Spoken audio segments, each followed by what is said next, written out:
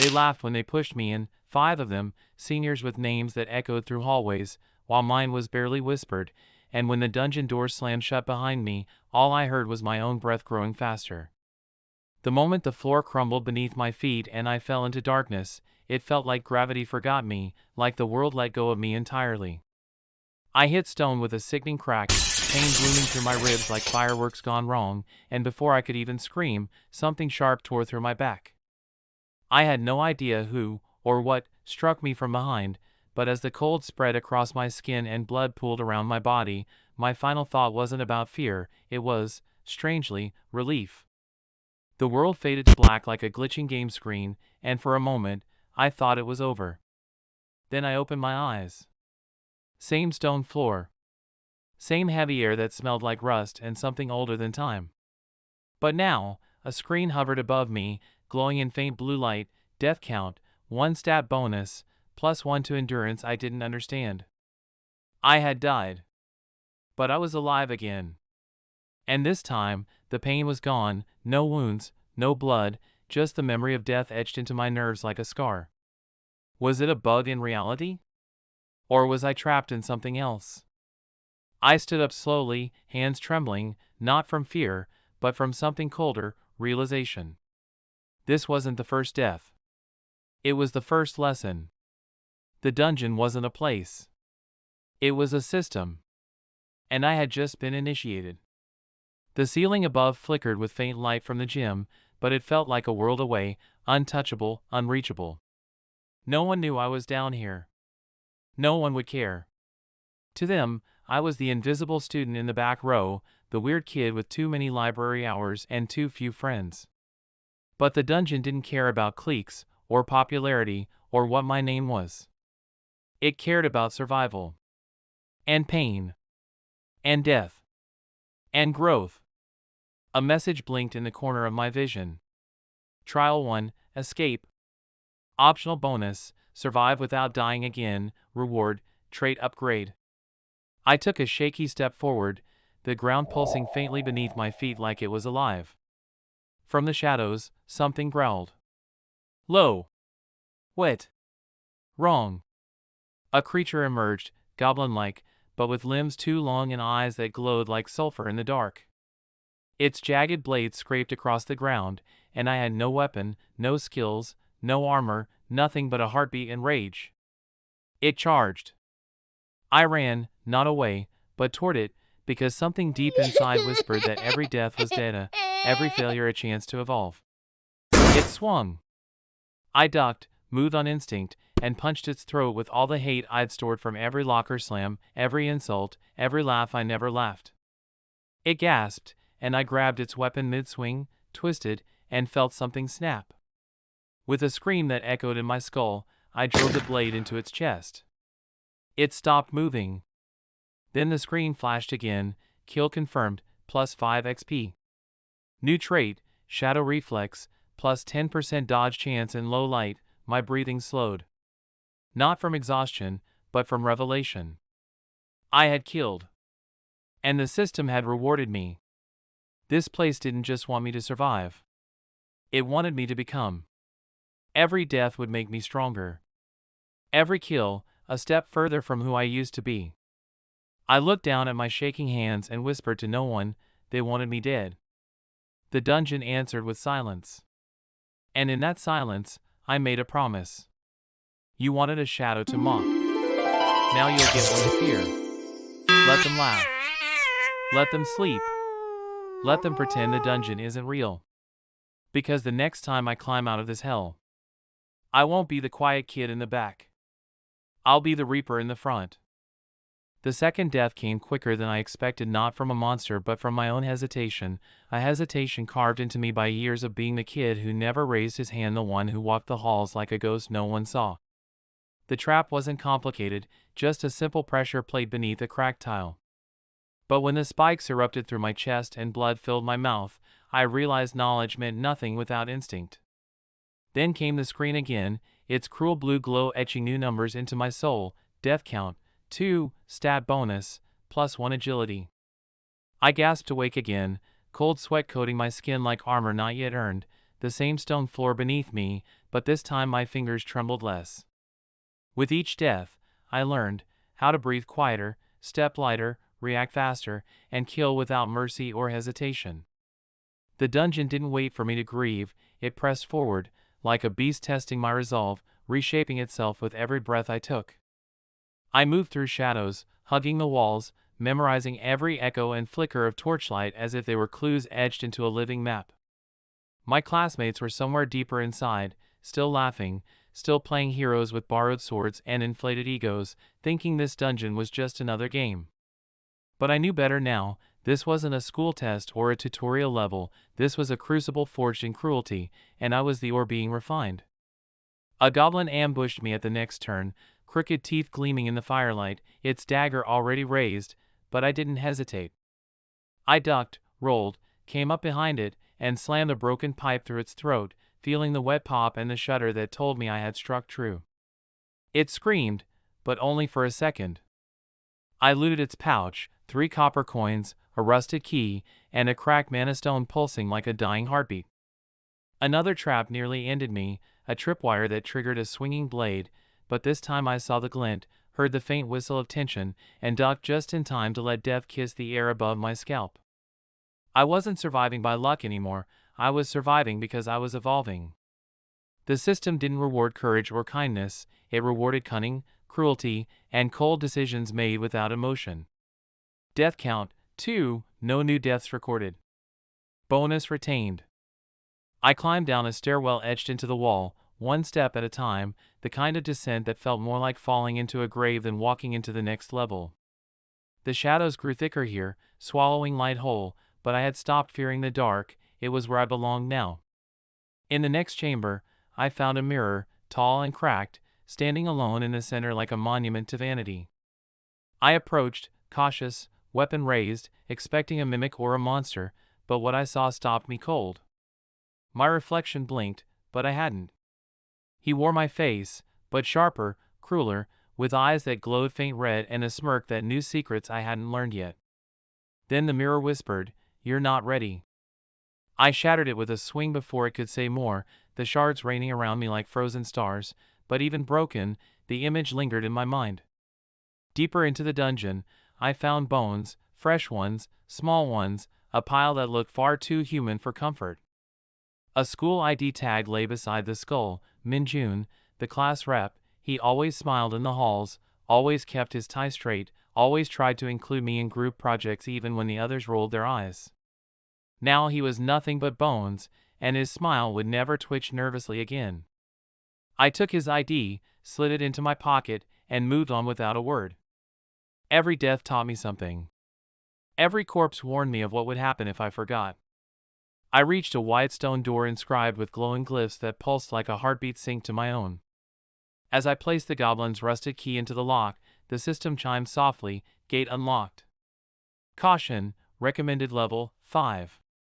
Current level, 2." I opened the door anyway. The floor beyond was covered in mist, thick and silver like it had been poured from a dying god's lungs. I stepped forward, not because I was brave, but because going back meant staying weak. From the mist, something stirred. Something massive. Then the system spoke again, "New enemy, Mist Warden. Death will result in penalty, stat reversal." I gripped my pipe tighter. This wasn't about surviving anymore. This was about proving that even shadows can cast fear.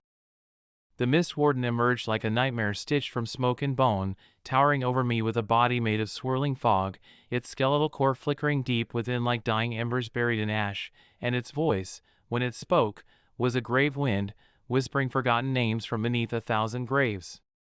It didn't rush, didn't roar, it simply glided forward with a confidence that only something immortal could possess, as if it knew I would fall like the others, like it had watched 100 fools bleed before me and was already reaching to carve my name into the list. I moved, not out of courage but instinct, diving to the side as the warden's fog-laced tendrils struck the ground where I had stood a second before, shattering the stone floor with a hiss like acid poured over frozen skin. My attacks did nothing, every swing of the pipe passed harmlessly through its form, the metal slicing mist.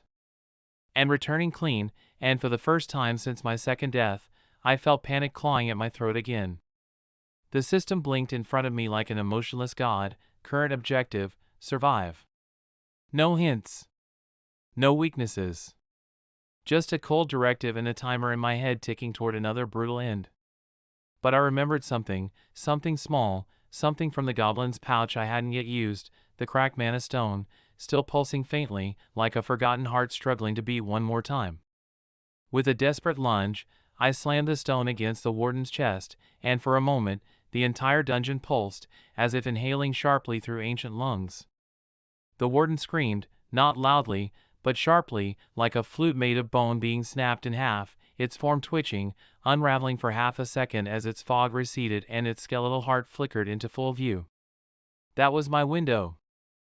I dove again, this time not to dodge, but to strike, driving the broken pipe deep into the glowing heart with all the weight of my pain, my fear, my deaths, and my hatred for every second I had spent being invisible to the world. The core shattered. And the warden exploded, not with fire, but with silence, imploding into itself like a dying star, leaving behind only frost on the floor and the memory of a thing that had once ruled that hallway. The system chimed, Miss Warden defeated. +2 strength. +1 intelligence. Skill acquired, fog step, passive. Level up, 3, death count remains at 2.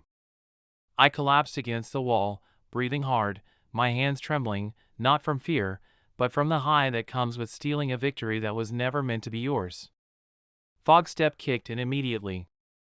I could feel it in my muscles, in my feet, an unnatural lightness, as if mist itself bent beneath me, letting me move faster, quieter, almost unseen if I willed it. I stepped through the next archway like I had been reborn, and maybe I had, because the boy who walked into the Mist Warden's lair had died, even if his heart never stopped. Ahead, the dungeon shifted again, walls melting into new forms, doors vanishing, corridors stretching, as if the place was aware of my growth and wanted to remind me that it was alive too. In the next room, I saw a camp, torn flags, broken weapons, and 3 classmates gathered around a dying fire, faces pale, eyes sunken, pretending to be fine while the cracks in their sanity showed. They didn't recognize me at first. Not with the blood on my hands, the calm in my voice, or the shadow in my eyes that hadn't been there back in Class 3A. Jisoo was the first to speak, her voice trembling but firm. You made it this far alone? I nodded, and she didn't ask how. Miho, always the loud one, looked at the pipe I still held, now dark with blood and mist residue, and said nothing, just swallowed hard and looked away. But Taeyong stared longer, as if he could see the deaths on me, read my levels like cracks in armor, and for a moment, I saw the fear. It felt good. I told them I would scout ahead. They didn't argue. In the next chamber, I found a shrine, old, crumbling, covered in runes that hummed when I stepped close, and above it, a message only I could see, ascension point available. 1 skill sacrifice required. I didn't hesitate. I gave up fog step, because the system always rewards sacrifice more than hoarding. My veins burned, light surged behind my eyes, and when I opened them again, a new skill replaced the old one, skill acquired, death echo, passive. You remember the last 5 seconds before any fatal hit. It was a cheat code in the form of pain. I stepped back from the shrine with a grin I hadn't worn in years, maybe ever. I wasn't the same anymore. I wasn't the quiet student in the back row. I was something the dungeon had never seen before. Not a hero. Not a villain. But something far worse. A survivor who doesn't stop learning from death. They thought the dungeon would break me, just as school had, just as life always had before, but the truth is, pain is the only language I was fluent in, and now the dungeon speaks it too. Every death had sharpened me like a blade dragged across stone, and now I cut through hesitation, through fear, through any illusion of who I once was. Back in the camp with the other students, the fire crackled weakly, mirroring their hope, and I watched them huddle close like mice in a house that had long since been claimed by wolves. None of them asked where I had gone or what I had done to survive this far. Perhaps they were afraid of the answer, or perhaps they already knew and couldn't stomach the truth. That I liked the dungeon more than the world above. That down here, every level I gained made me matter in ways school grades and social hierarchies never did. I sat at the edge of the firelight, far enough that they wouldn't speak to me, close enough to watch who flinched when the shadows shifted. Taeyong kept stealing glances. He knew something, or maybe he just felt it in the way predators always recognize others of their kind. At dawn, the dungeon shifted again, like an enormous creature stretching in its sleep, and a stairway opened beneath our feet, spiraling downward into a deeper floor wrapped in frost and silence. We descended in silence. Our breath steamed in the cold. Our boots crunched over bones that were too clean, too recent. And then we found them, 5 corpses, perfectly arranged in a circle, their hands folded over their chests like they'd gone willingly into the dark. A 6th space was empty, waiting. A trap, obviously. But I stepped into it anyway. Because I knew this dungeon wasn't designed to be fair, it was designed to reward those who challenged its rules. The room sealed shut, runes glowed, and a whisper filled the air, "Welcome, volunteer." The others screamed my name, but it was too late. The ritual had begun, and cold pierced me like 1,000 knives of ice sliding beneath my skin. Then the pain stopped. And a system message appeared. "You have been marked. Curse of the frozen sigil applied. Reward pending based on survival." My breath returned in shards, but my mind was sharper, clearer, as if the curse itself had cleared away my hesitation and left behind only focus. The room opened again, the others staring in horror, but I walked out without a word, frost still blooming across my arms like tattoos of ice. Jisoo reached for me, but her hand recoiled before touching, some part of her knowing instinctively that I wasn't the same anymore. The next corridor led to the icebound arena, a vast chamber ringed with silent statues, each one depicting a frozen warrior in the final moment of death. Miho whispered that he recognized one of them, a senior who had disappeared 2 years ago on a dungeon run. There were dozens. Maybe hundreds. And when we stepped inside, the statues blinked. Not all at once, not obviously, but I saw it. The arena challenge began. And the statues moved. One by one, like chess pieces animated by rage and regret, they came for us. Taeyong shouted for everyone to stick together, but I was already moving in the opposite direction, letting the curse pull me like a compass toward the center. The closer I got, the more the ice hurt, but the pain brought clarity, and through it, I saw the real objective. A frozen crown atop a pedestal, guarded by the statue of a king made from broken weapons and bones fused with ice. King of Regret, level 15. Optional boss. Optional for them.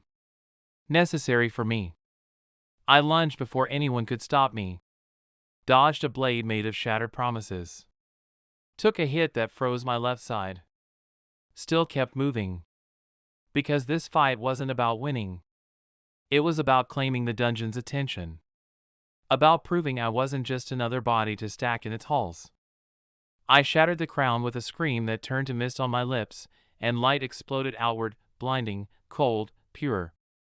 The king froze in place. And the system spoke, optional boss defeated. Curse of the frozen sigil removed. Unique trait acquired, kingless. You cannot be bound to any faction, system, or curse without your will. I stood alone as the others emerged from hiding, the statues returning to stillness, the dungeon silent once more. They looked at me differently now. Some with awe. Some with fear. Some with a mix of both. And deep down, I knew I didn't care. Because I wasn't part of their story anymore. I was writing my own.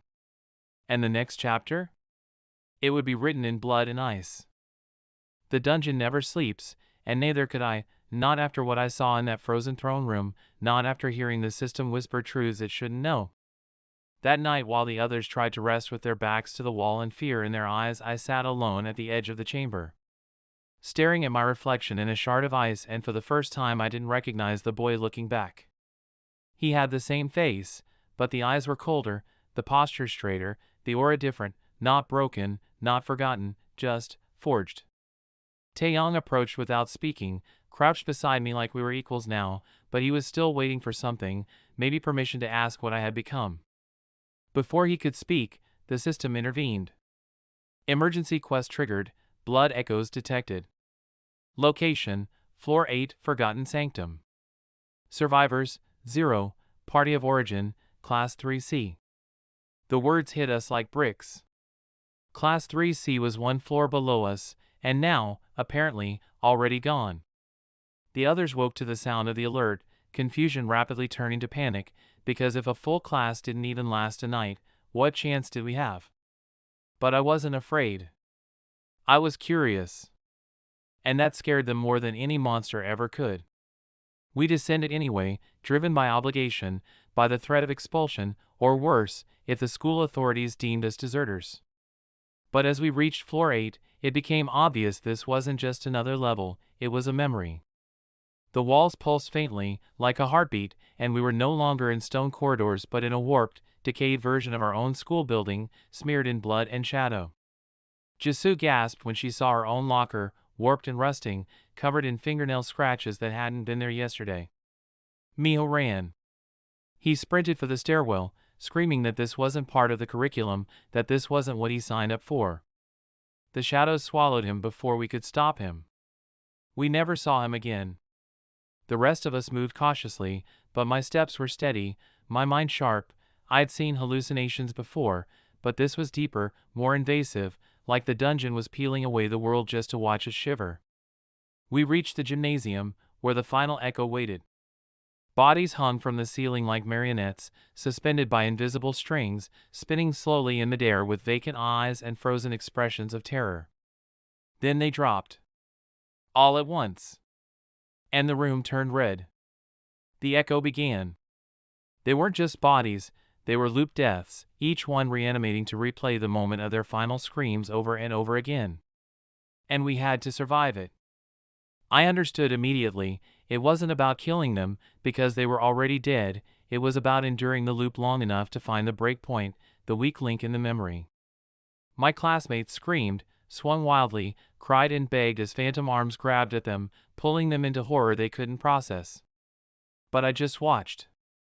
Counted the seconds between screams. Traced the pattern of one boy's twitch, the flicker in his eye that came just before the rest fell. There. The anchor. I moved through the chaos like it didn't touch me, because it couldn't anymore. I was no longer part of this timeline, not entirely. I stabbed the Echo Boy in the chest.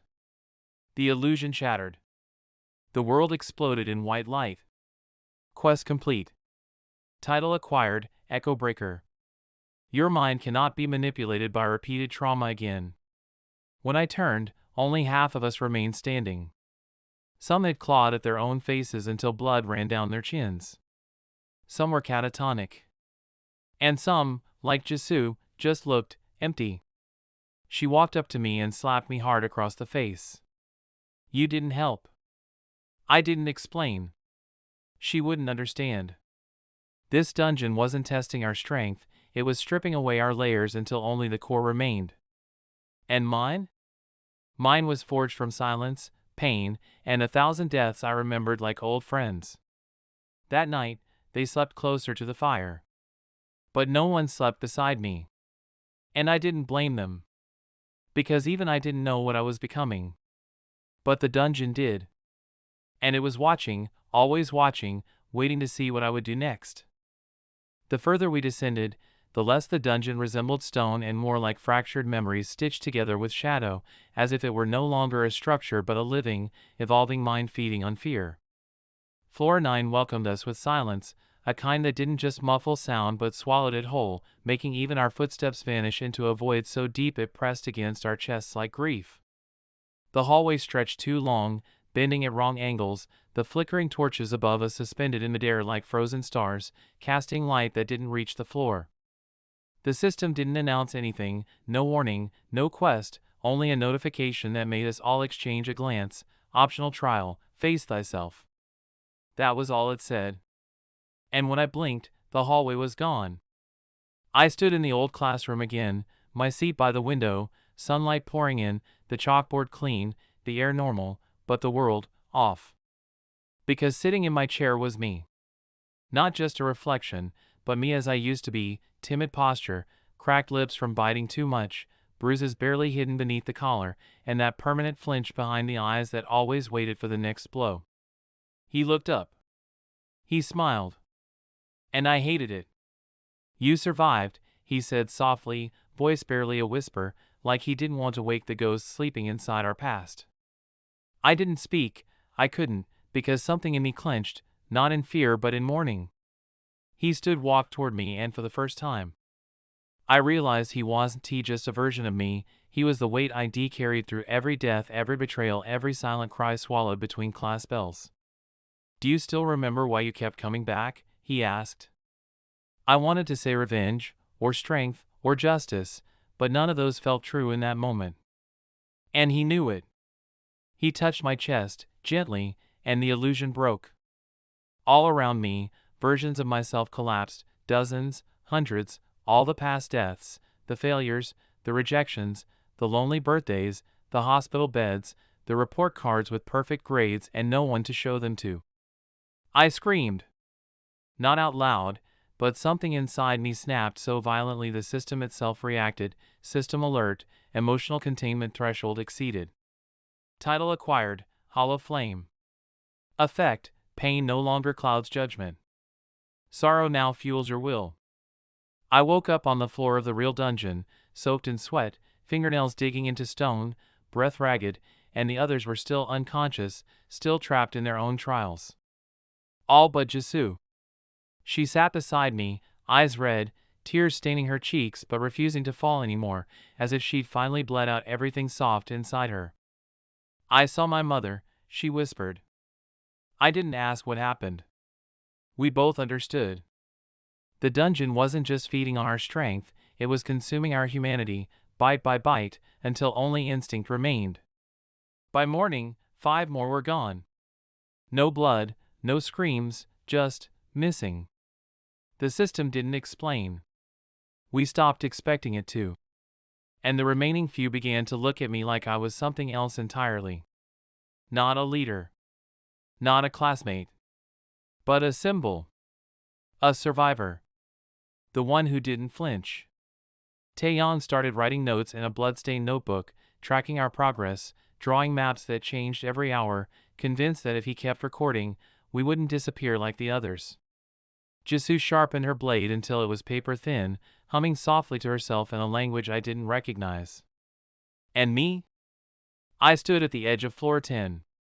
Alone. Because I needed to be. Because the next level didn't feel like a room, it felt like a question. One only I could answer. And I already knew the cost. The moment I stepped into floor 10, the air thickened like oil, clinging to my skin with a weight that wasn't physical but emotional, a suffocating reminder that this dungeon didn't just test the body, it dissected the soul. There were no monsters, no traps, no flickering torches or shifting walls, just a massive circular arena, carved from obsidian so black it seemed to drink in all light and hope. And at the center of that arena stood a mirror, tall and smooth, humming like it held all the secrets I never wanted to face. As I approached, the mirror didn't reflect my current form, it showed the version of me who had never died, never awakened. Never changed, the quiet student who still avoided eye contact, still mumbled apologies even when he had done nothing wrong, still sat at the back of the classroom hoping no one noticed him breathe. His uniform was still torn at the sleeve from that day Ji-hoon pushed me into the lockers, and his eyes still carried the question that had haunted me through every reincarnation, why me? Then the system spoke, but it wasn't a system notification. It was my voice. You have died 71 times, it said slowly, as if tasting each word, and yet, you still carry his fear. My fists clenched, not in anger but in shame, because despite all the strength I'd gained, the titles earned, the monsters slain, and the power awakened, some part of me still remembered that helplessness, still carried the memory of silence when I needed to scream. The mirror shimmered.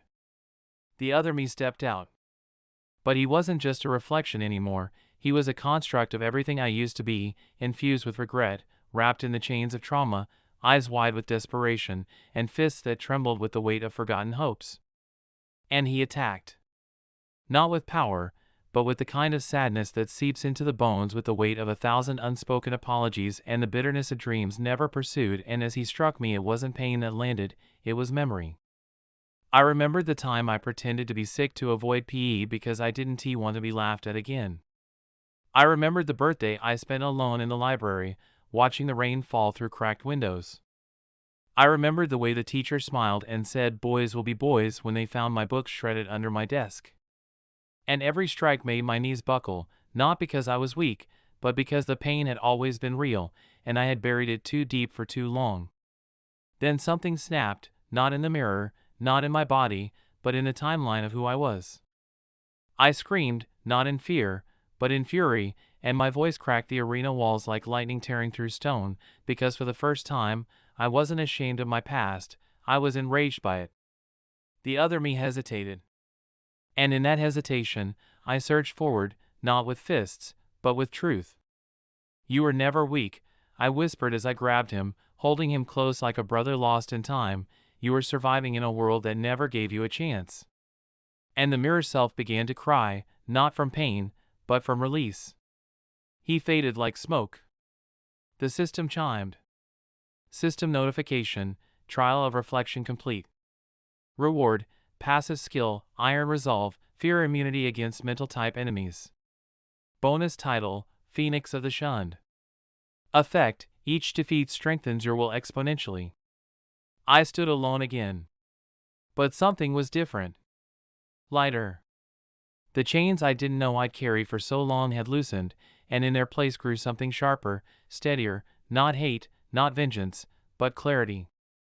When I returned to the others, Jisoo was waiting, blade across her lap, eyes scanning the hallway like a sentinel forged from frost. You passed? She asked, not out of curiosity but confirmation. I nodded. She didn't smile. But she nodded back. That was enough. Down the hall, Taeyong muttered to himself, scribbling frantically, and the others, what was left of them, avoided my eyes now, not out of fear, but because they sensed something had changed. Because I had looked my past in the eye, and didn't flinch. Because the boy they used to ignore had finally buried the victim inside. And in his place stood something else entirely. Not just a survivor.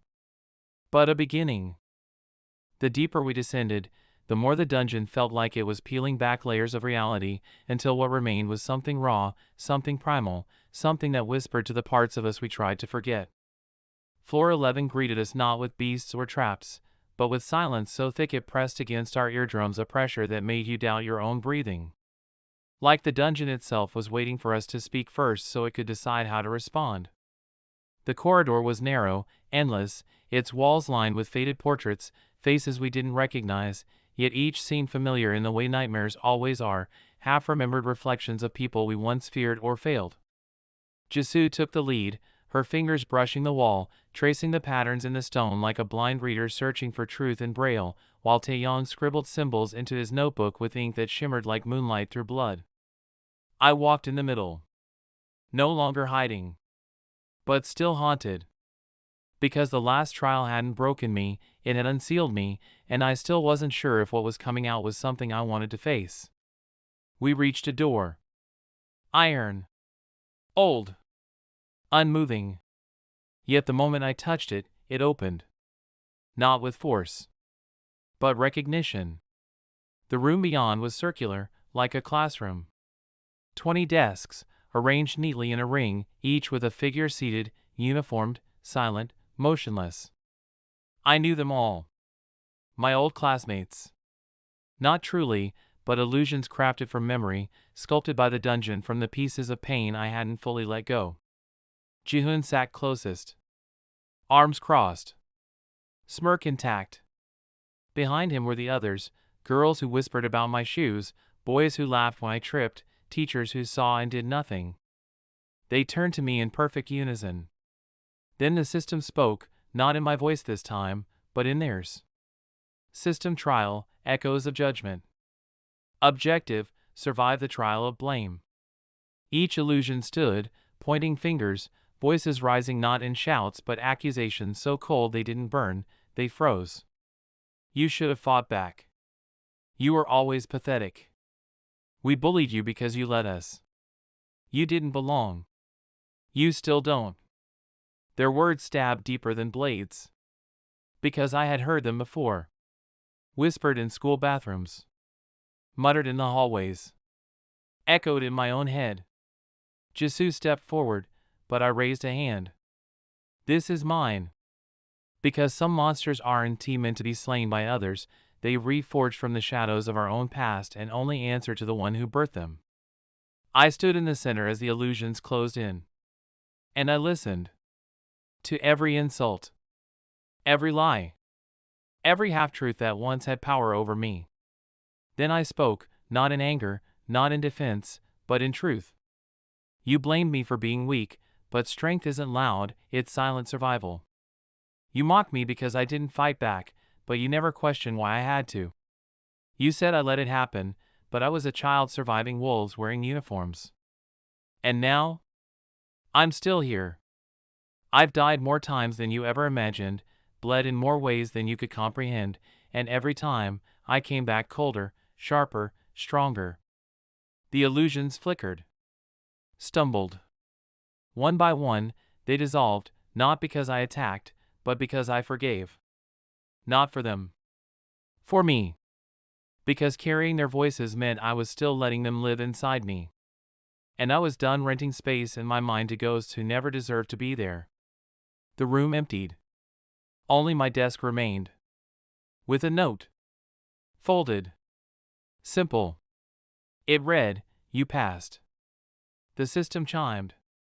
System notification, trial of blame complete.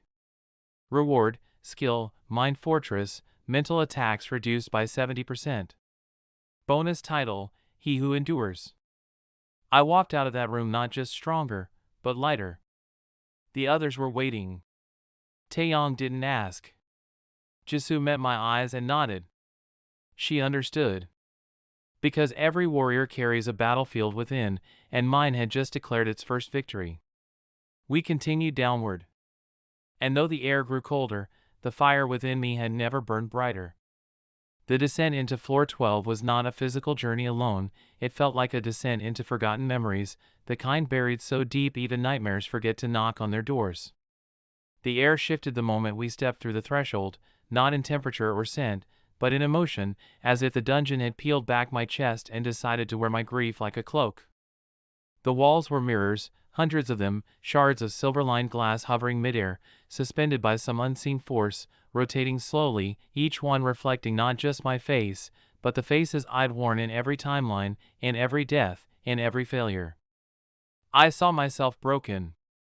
I saw myself burning. I saw myself begging. But the one reflection that froze me was the one where I stood untouched, because that boy didn't cry, didn't fight, didn't change, he simply accepted his fate and faded like dust under classroom chairs. A voice echoed, soft and cold. System trial, mirror maze of the self. Objective, escape the reflections.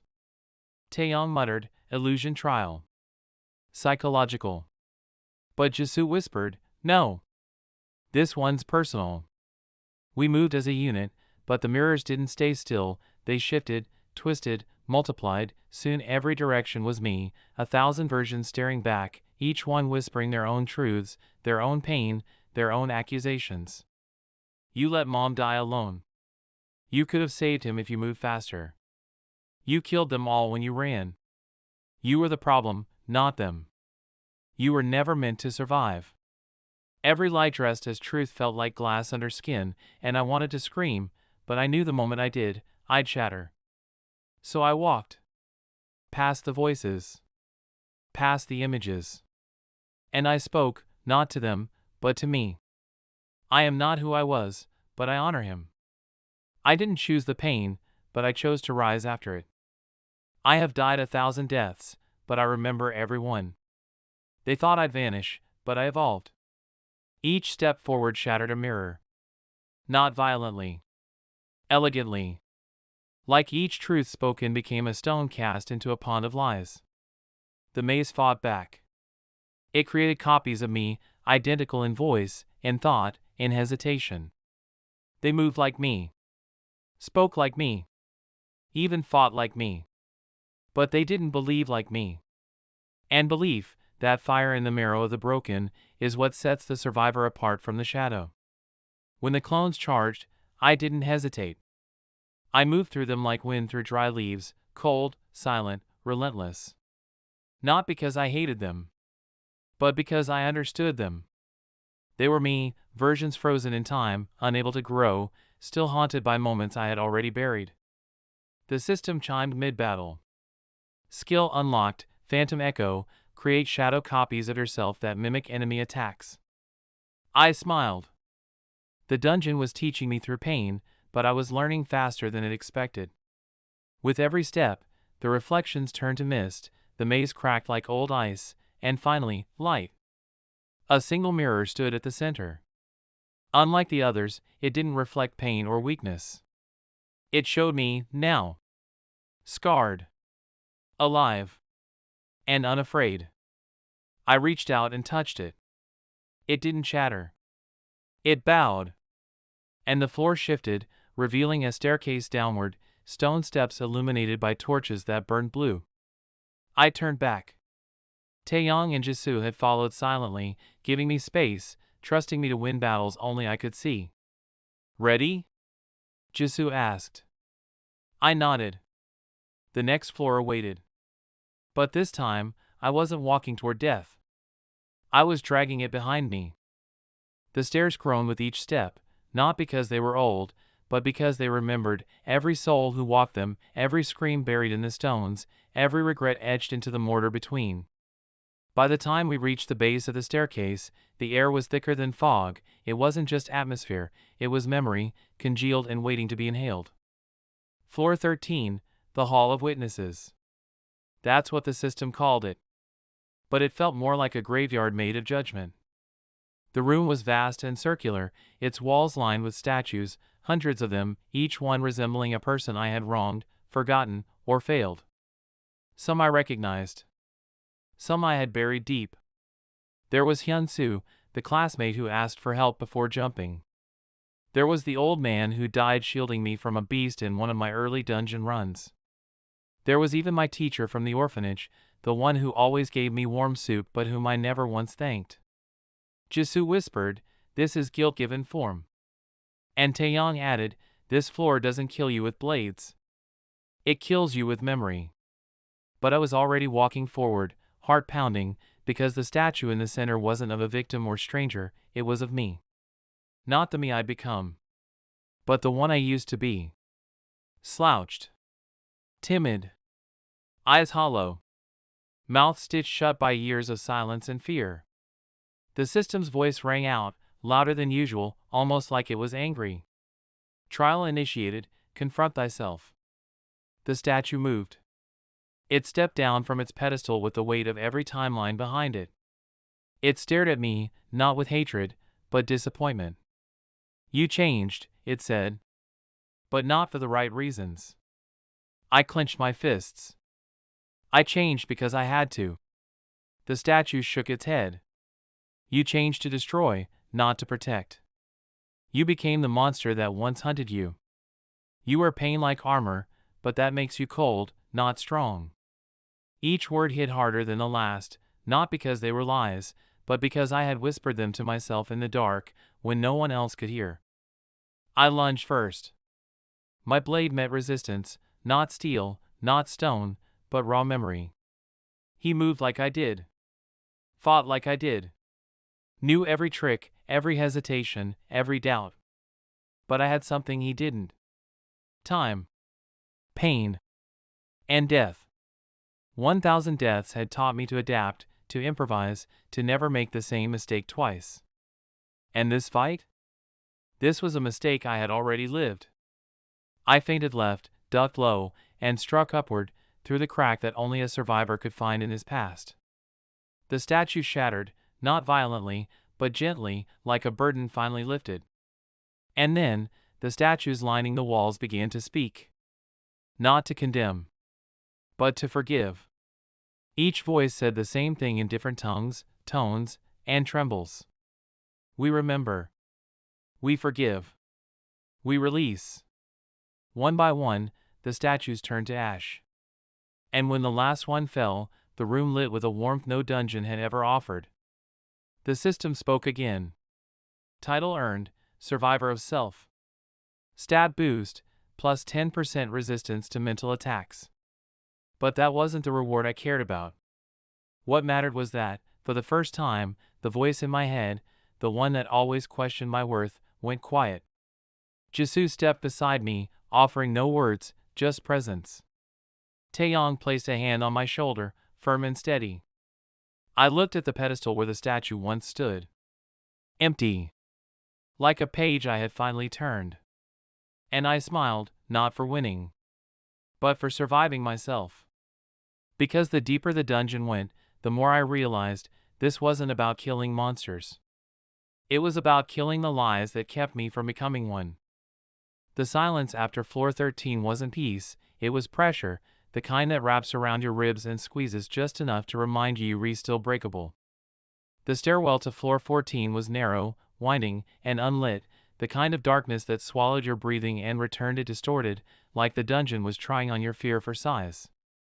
Every step echoed like a memory, and I knew the deeper we went, the less the danger came from what we could see and more from what we couldn't control.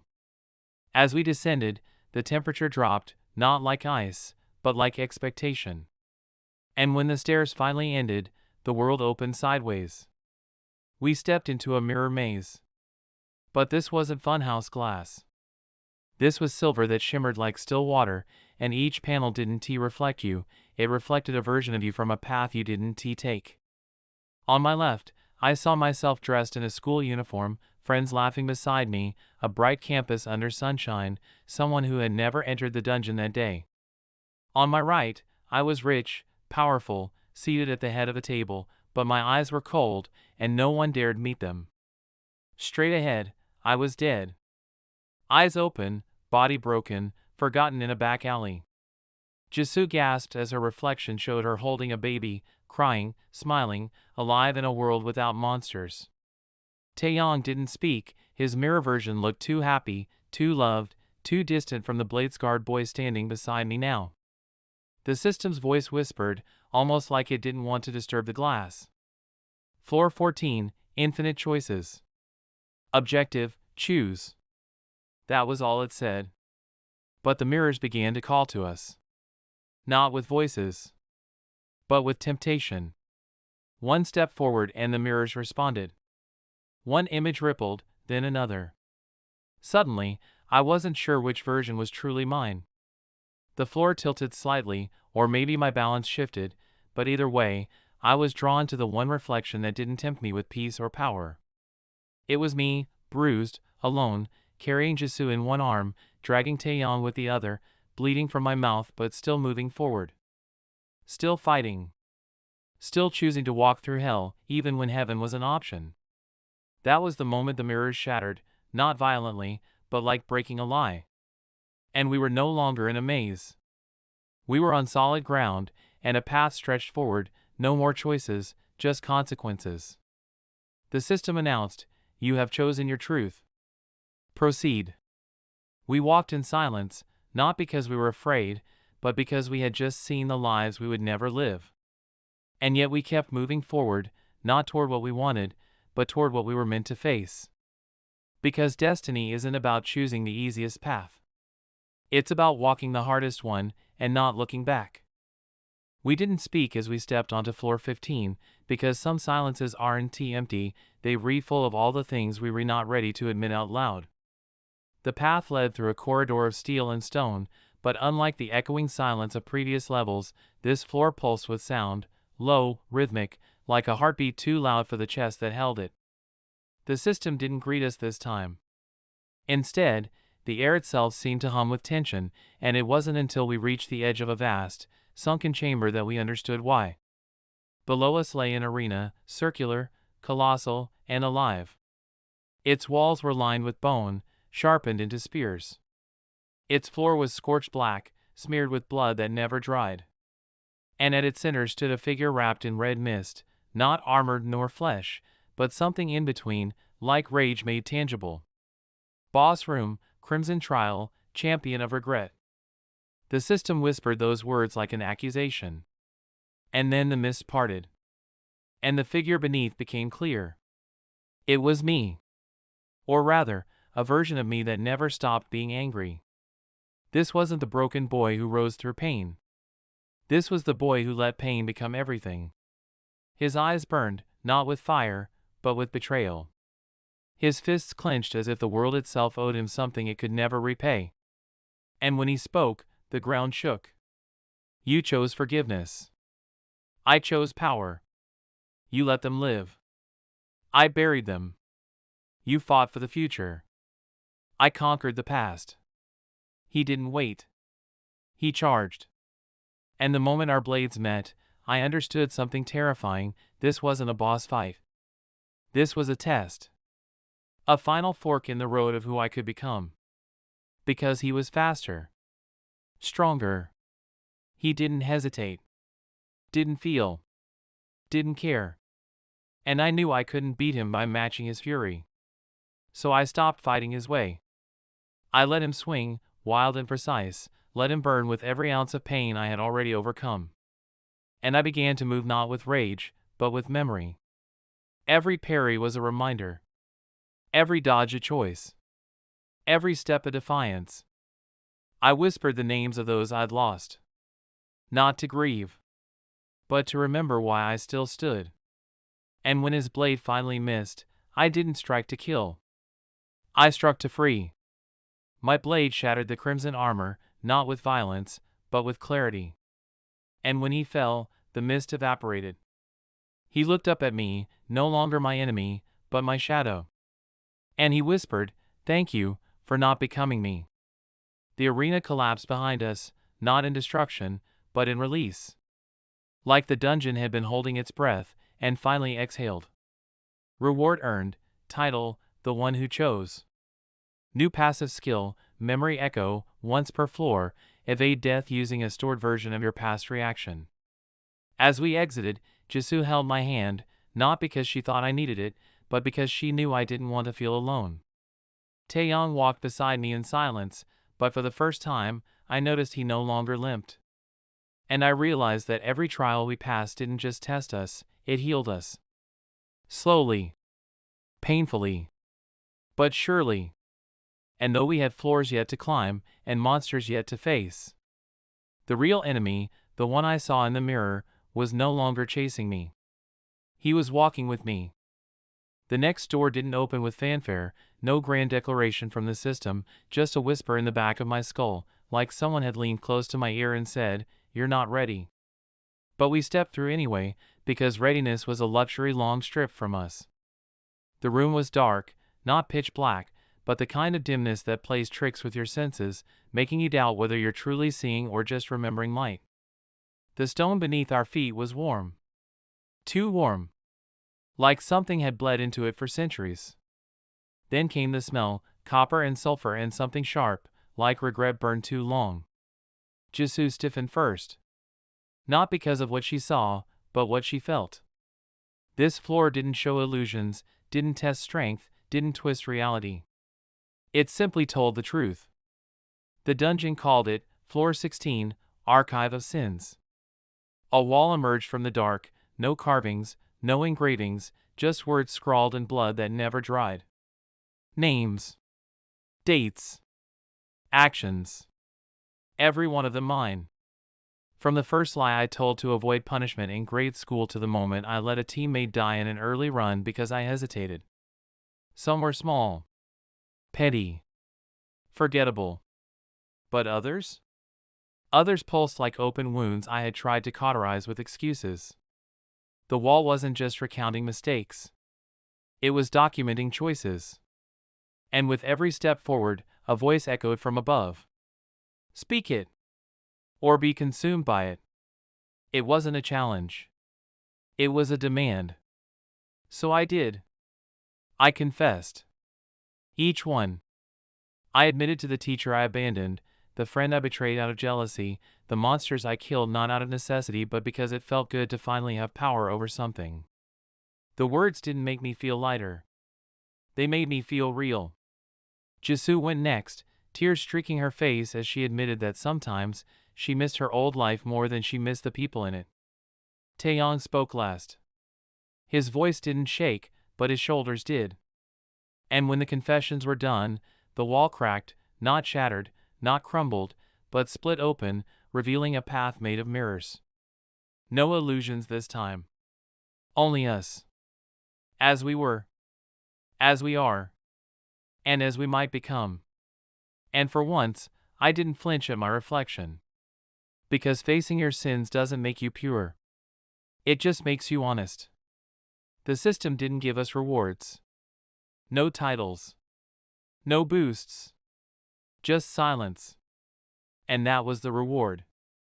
Because silence meant we passed. And as the next staircase revealed itself, I looked at Jisoo and Taeyong and saw not allies or burdens or fellow survivors. I saw people who had bled with me in truth. And that was stronger than any skill. Any level. Any system. That was the kind of strength no dungeon could calculate. And yet, the next floor waited. And I knew whatever was coming would not be so forgiving. The staircase that led to the 17th floor didn't descend, it spiraled upward, wrapped in thorns that didn't draw blood but memory, each step pulsing with flashes of who we used to be and what we sacrificed to keep climbing. At the top, we didn't find a room. We found a gate. Massive. Silver. Closed. And in front of it stood a child. A girl, no older than 8, barefoot, hair tangled like it hadn't seen a brush in months, eyes wide with a question she never spoke, hands trembling like she'd been waiting for us for longer than time should allow. She didn't say welcome. She didn't say anything. She just pointed at the door. And then vanished. The system's voice followed, this time distant, almost ashamed. Floor 17, the Keeper's Gate. To enter, offer what cannot be reclaimed. I had given blood. Given time. Given pain. But this was different. This asked for what I could never take back. Jisoo stepped forward first, opening her inventory, retrieving a faded photograph, her and her brother, before the dungeon took him. She placed it at the base of the gate. Nothing happened. Until the photo crumbled into ash. Taeyong followed, pulling off his glove. Underneath was a ring. Simple. Worn. It belonged to someone he loved once, someone he never talked about. And as he laid it down, I saw his hand tremble, not from pain, but from release. When it was my turn, I hesitated. Because I knew exactly what I had to give. A pendant. Not magical. Not valuable. Just a gift. From my mother. The last thing I received from the world before the dungeon swallowed me. I held it for a moment longer, the weight of memory anchored to the cool metal. Then I let it go. It hit the stone with a sound that echoed longer than it should have. The gate didn't creak open. It sighed. And we stepped into a cathedral. But this was no place of worship. It was a place of mourning. Pews filled with statues of people we recognized, mentors, enemies, lost classmates. Frozen mid-sentence, mid-scream, mid-breath. Each one holding a scroll. I took the nearest. Unrolled it. Read it. And felt the weight of my stomach turn. Each scroll contained a prophecy. About us. Each one different. Each one horrifying. In one, Jisoo betrayed us. In another, Taeyong killed me. In mine, I became the final boss. And then a voice, not the system's, spoke. You've seen what could be. Will you still go on? We didn't answer with words. We answered by walking. Because the truth of possibility is not the certainty of fate. And we weren't here to fulfill prophecy. We were here to break it. As we reached the altar, the room shifted. The statues crumbled. The cathedral burned, not with flame, but with release. And on the wall behind the altar, new words formed, the future bends to those who do not kneel to it. We didn't get a reward this time. But when the next staircase appeared, we climbed it, not as survivors, not as players, but as people who had finally begun to choose who they would become, no matter what the system expected. The staircase ended at a wall, not a door, not a gate, just solid, cold obsidian that reflected not our faces, but our fears. We stared at it in silence until the system finally spoke, its tone sharper than before, like a knife dulled by regret. Floor 18, the mirror that breaks you. Survive 3 minutes inside. Or die forever. No monsters. No puzzles. Just a single instruction that sounded too simple to be real. The wall shimmered once, and without warning, swallowed us, one by one, into separate realms. There were no companions here. No allies. Just me. And a reflection. But this wasn't a copy. It was a version of me that never entered the dungeon. Clean. Untouched. Alive. Happy. He looked at me like I was the broken one. And he wasn't wrong. He had parents who weren't grieving. Friends who hadn't died. A life filled with dreams, not death. But then he spoke, and the words were venom. You think you're strong because you survived, but the truth is, you became a monster to do it. I lived without killing. You didn't. I forgave. You forgot how. I built a life. You crawled through blood and called it progress. His eyes never left mine as he unsheathed a sword made of light, soft, almost kind. And mine responded with one of shadow. Because I didn't come here to fight myself. I came here to remember who I used to be. The first clash didn't hurt. It reminded. The second didn't wound. It revealed. And the third, when steel met steel and neither of us gave ground, I saw the truth. He wasn't here to kill me. He was here to test if I could still recognize the pieces of humanity I hadn't sacrificed. So I dropped my sword. Let him strike. And when his blade stopped inches from my throat, he smiled. Because I passed. I hadn't forgotten. And as the mirror shattered, I returned to the floor, alone, but whole. Jisoo was already there, eyes red but steady. Taeyong emerged moments later, silent but breathing hard. None of us spoke. We didn't need to. Some trials leave wounds. Others leave wisdom. This one left both. Reward earned, passive skill, echo of the self. Once per battle, deflect fatal damage if you act with complete emotional clarity. We moved forward, not faster, but lighter. Not stronger, but surer. And as the system fell silent again, I realized something. The deeper we went, the more this place stopped trying to kill us physically. And started trying to make us kill ourselves emotionally. But we were still here. And that meant something. It meant the dungeon hadn't won yet. And it wouldn't. Not today. Not ever. The next staircase was gone, no steps, no platform, just an empty vertical shaft that descended into what looked like a starless night sky pulled into a tunnel. No system message. No instruction. Just wind spiraling upward like a scream trying to escape. Jisoo looked down and asked the question we all thought, what happens if we jump? And Taeyong answered by stepping forward and falling in, without hesitation, without pause. We followed. There was no weight to the fall. No sense of descent. Just the feeling of being unmade and rebuilt in motion, like the dungeon had paused reality to rearrange its own rules. We didn't land. We arrived. A wide field stretched before us, endless, empty, and painted in twilight. No sun. No moon. Just a soft orange hue like dust caught in an eternal sigh. But what truly pulled our breath away were the gravestones. Thousands. Tens of thousands. Some cracked. Some clean. Some glowing with faint blue runes. Every single one of them had a name. And each name was ours. The system's voice came, not from the sky this time, but from the wind itself. Floor 19, Grave of Variance. Witness what you could have become. Bury who you will never be. And suddenly, the gravestones moved. They rearranged into rows.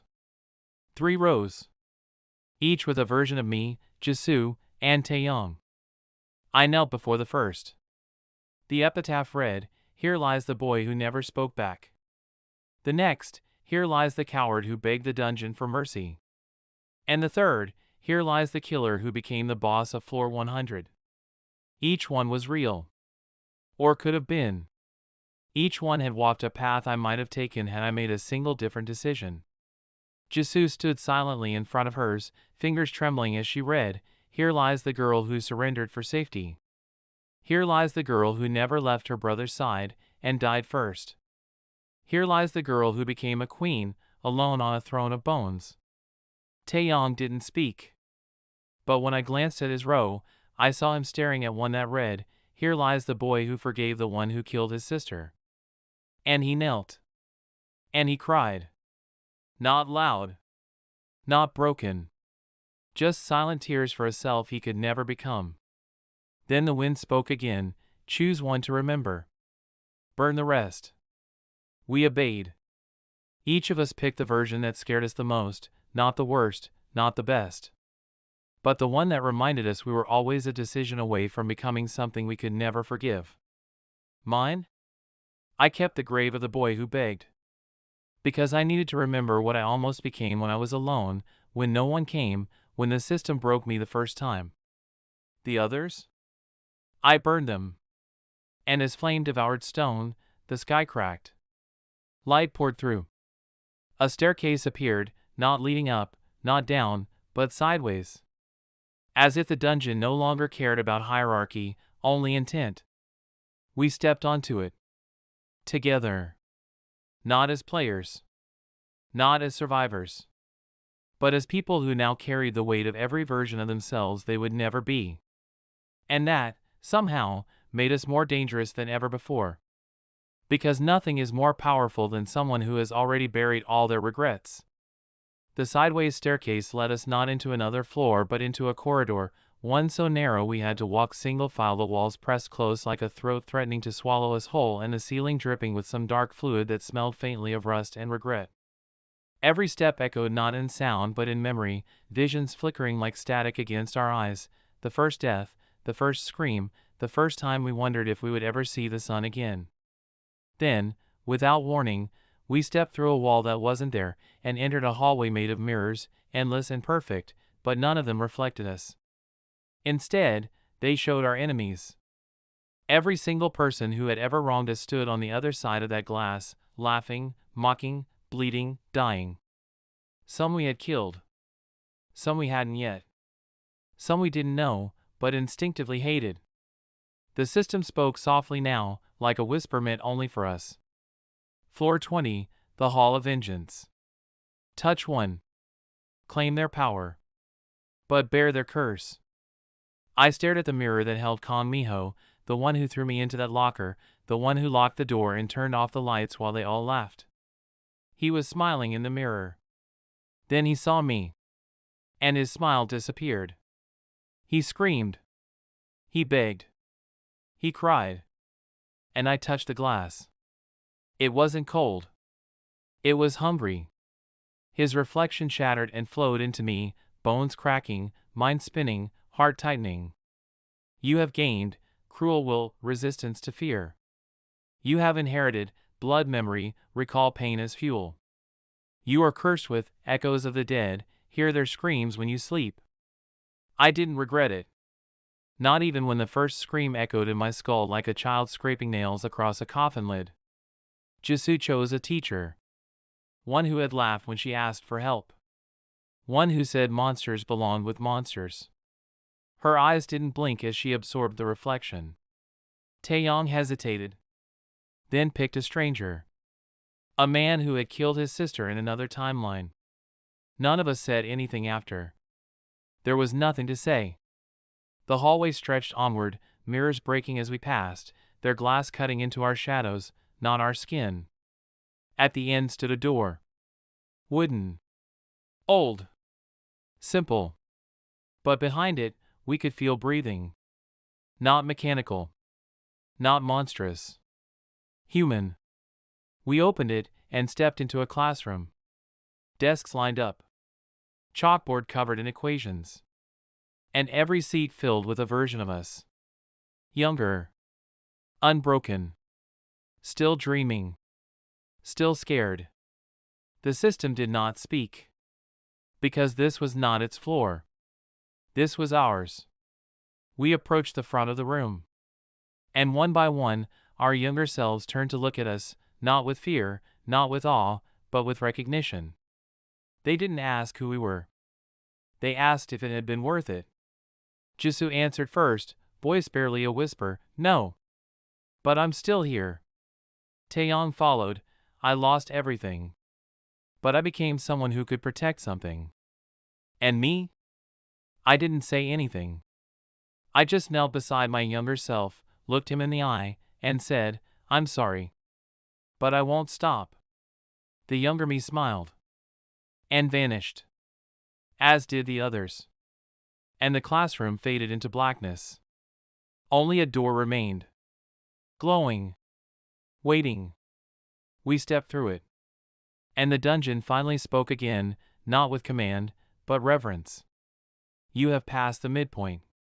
You are no longer players. You are no longer prey. You are now dungeon-bound." And the next floor welcomed us not with fear, but with silence. The kind that comes before something ancient wakes. The silence was suffocating, not because it lacked sound, but because it seemed to crush all noise before it could exist, like the floor itself devoured breath and thought and replaced them with pressure that coiled around the bones.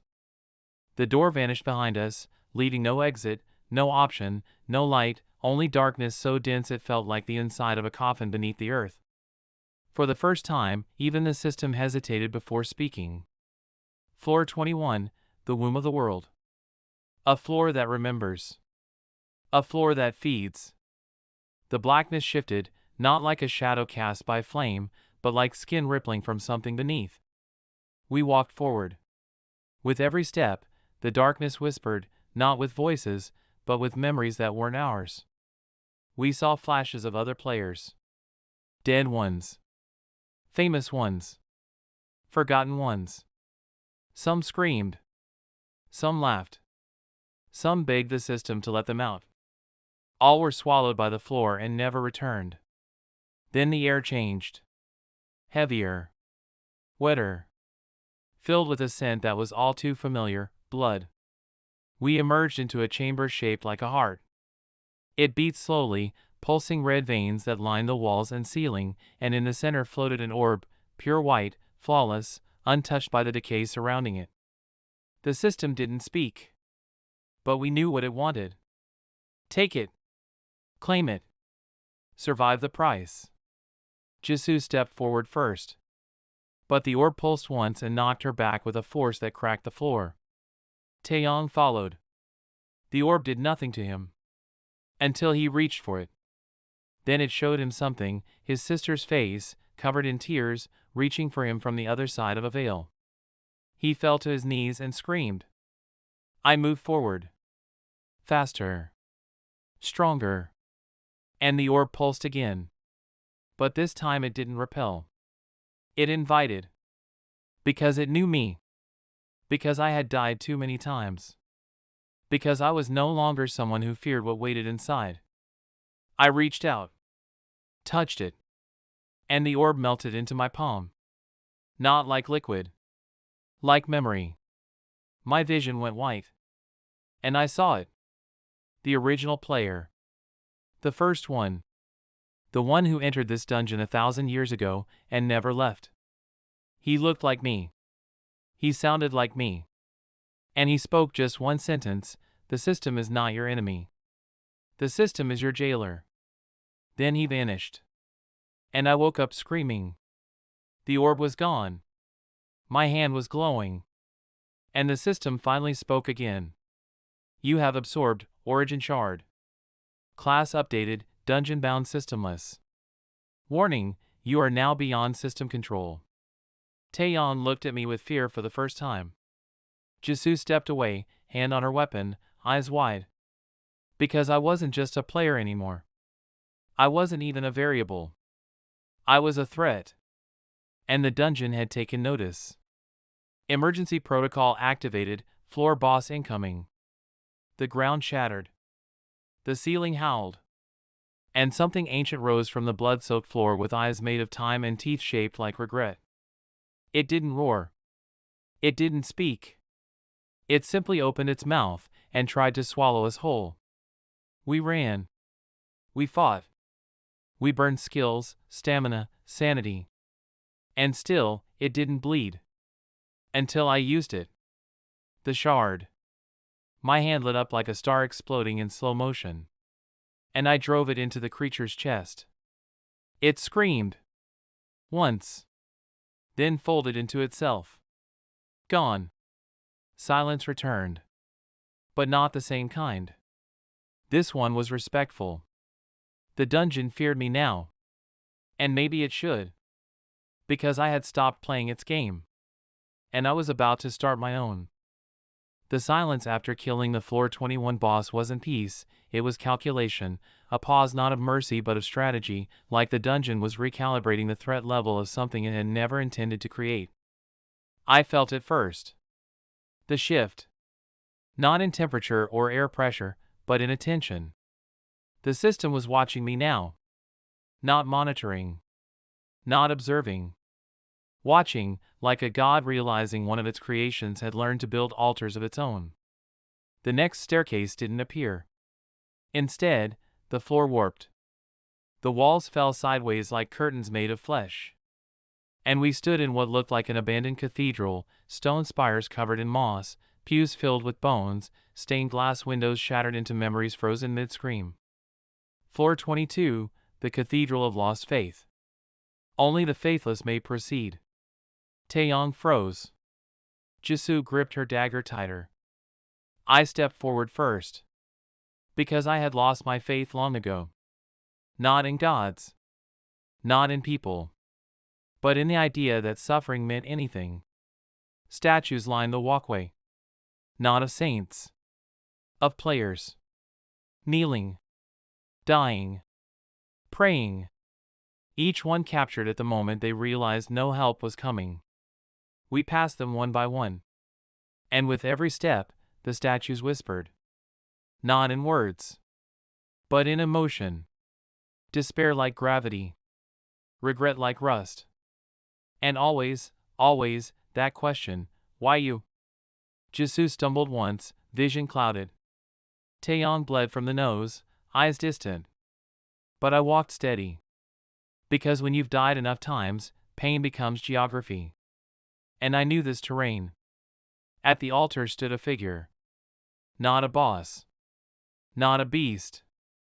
A priest. Robe torn, blindfolded, arms outstretched. And beneath him, a pool of black water. The moment we stepped close, he spoke, not with voice, but through the bones in our skulls. One of you must confess. Not your sins. Your purpose. We looked at each other. Taeyong opened his mouth. I stopped him. Jisoo stared at me. I nodded. And stepped forward. Because I finally understood. This wasn't a test of courage. It was a test of clarity. And I was ready. I spoke. I exist to make them remember. The ones who threw me away. The ones who buried me in silence. The ones who used me as a warm-up kill. I will rise not because I seek justice, but because I am vengeance learned, sharpened, reborn in every death they gave me. The priest vanished. The altar melted. And the pool turned to crystal. A message appeared, not in the air, but inside our minds, like it had been waiting years to speak. New title unlocked, Pariah King. Effect, immune to moral-based floors. Additional effect, all enemies who once knew your name now see your face in every nightmare. Jisoo smiled. Taeyong didn't. Because they both knew what it meant. I wasn't walking this dungeon anymore. I was becoming it. The crystal shimmered and opened.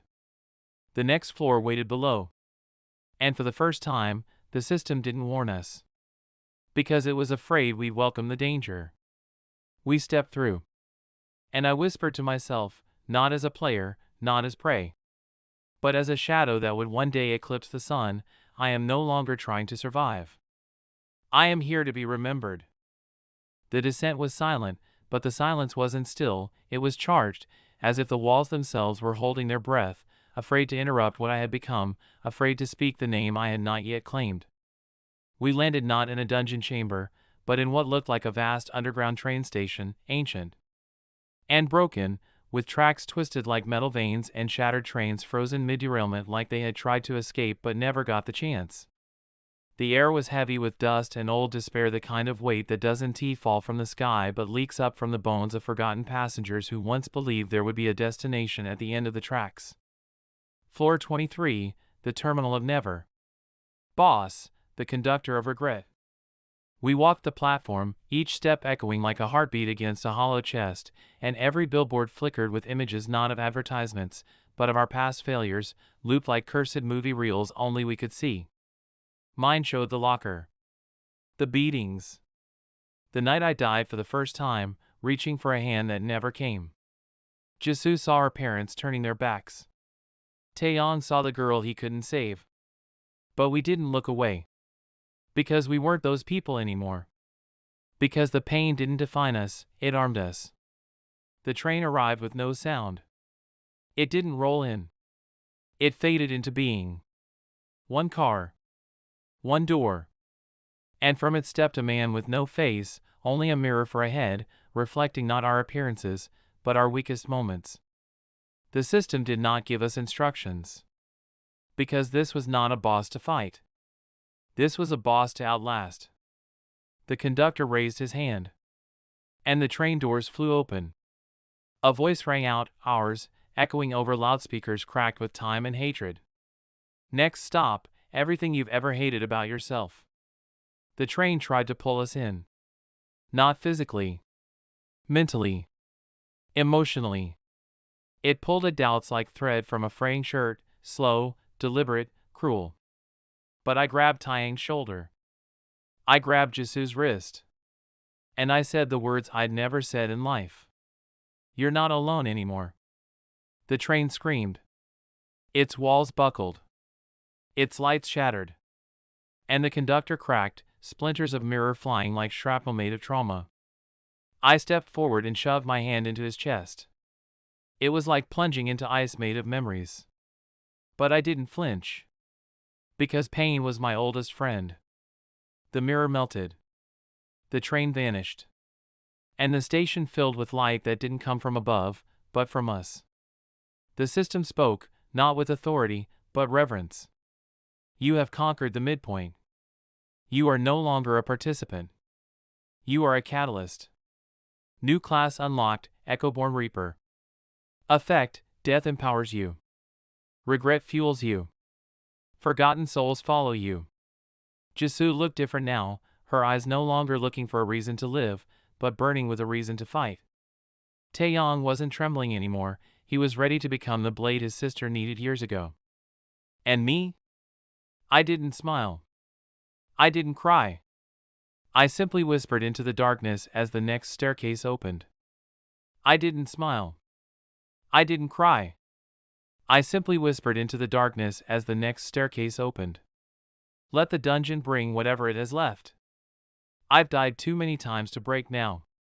And I bled too far to ever turn back. We stepped forward. Not as survivors. But as the reckoning the dungeon never planned for. And the shadows opened wide, because they knew. The real story was only just beginning. The stairs to floor 24 weren't stone this time, they were bone, fused with steel and veins of flickering red light that pulsed like a heartbeat, as if the dungeon itself was alive and aware we were coming.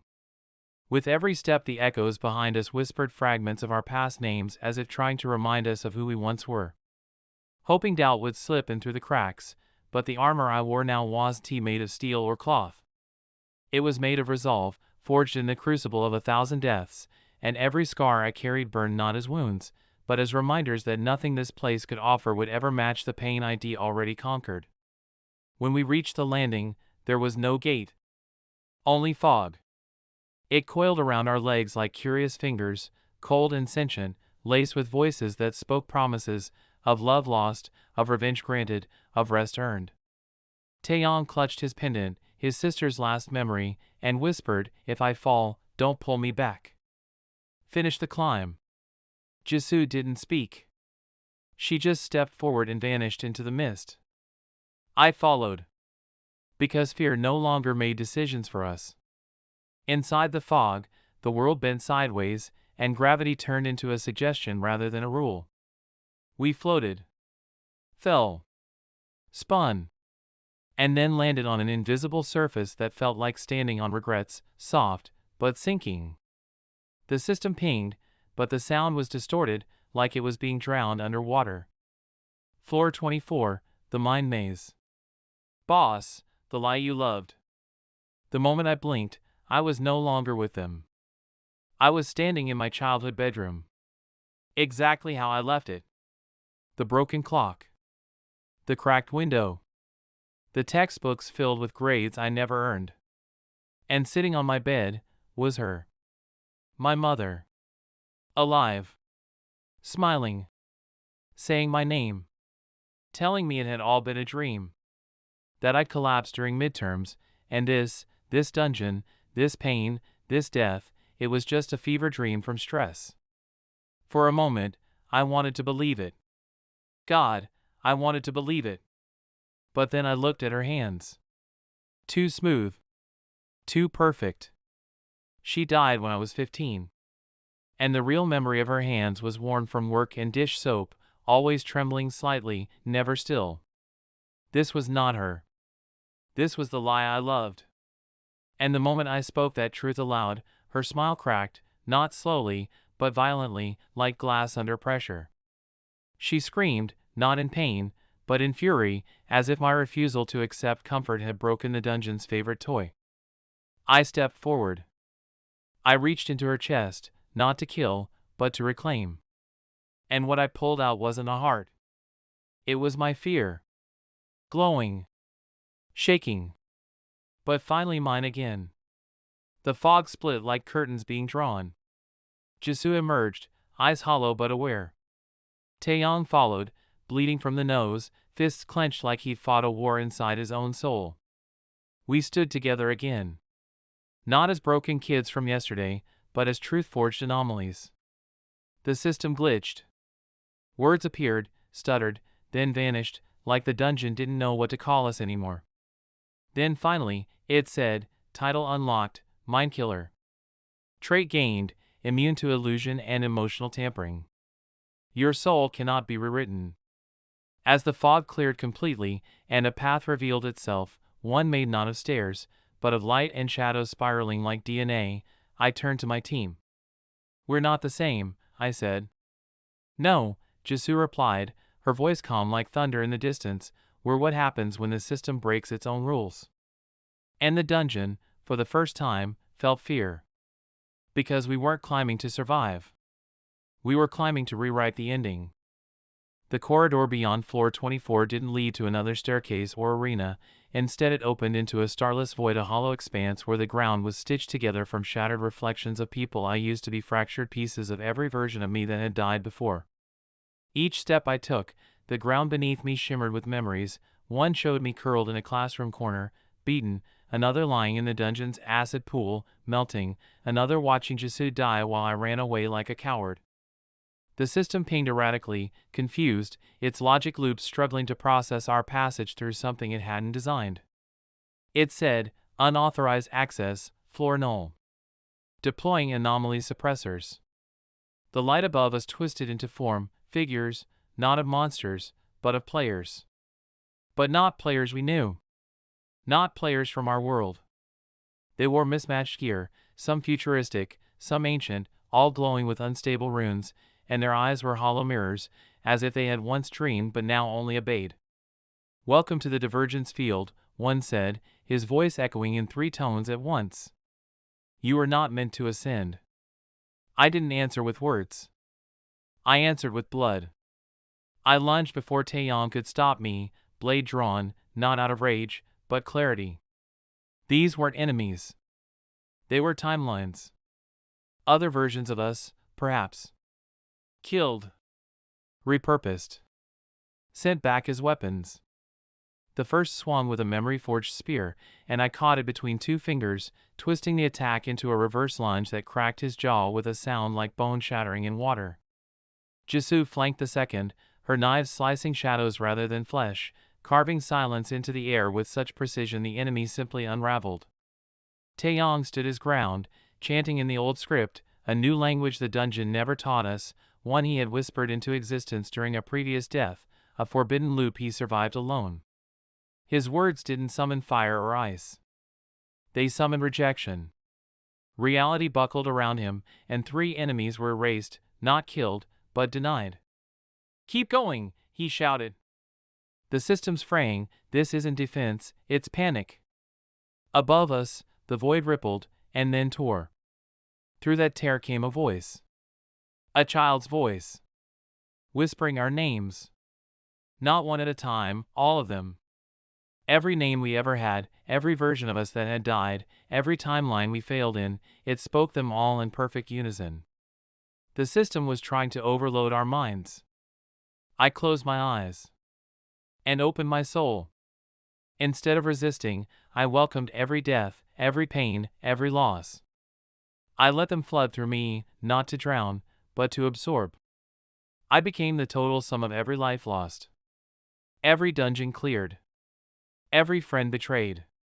And when I opened my eyes again, I wasn't the shadow student.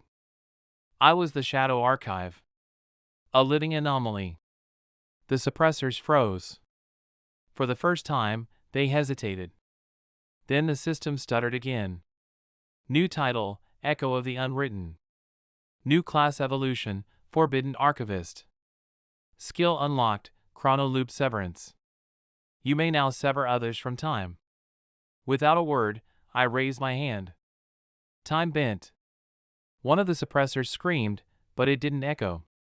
It simply stopped existing. Not killed. Not erased. Just never written.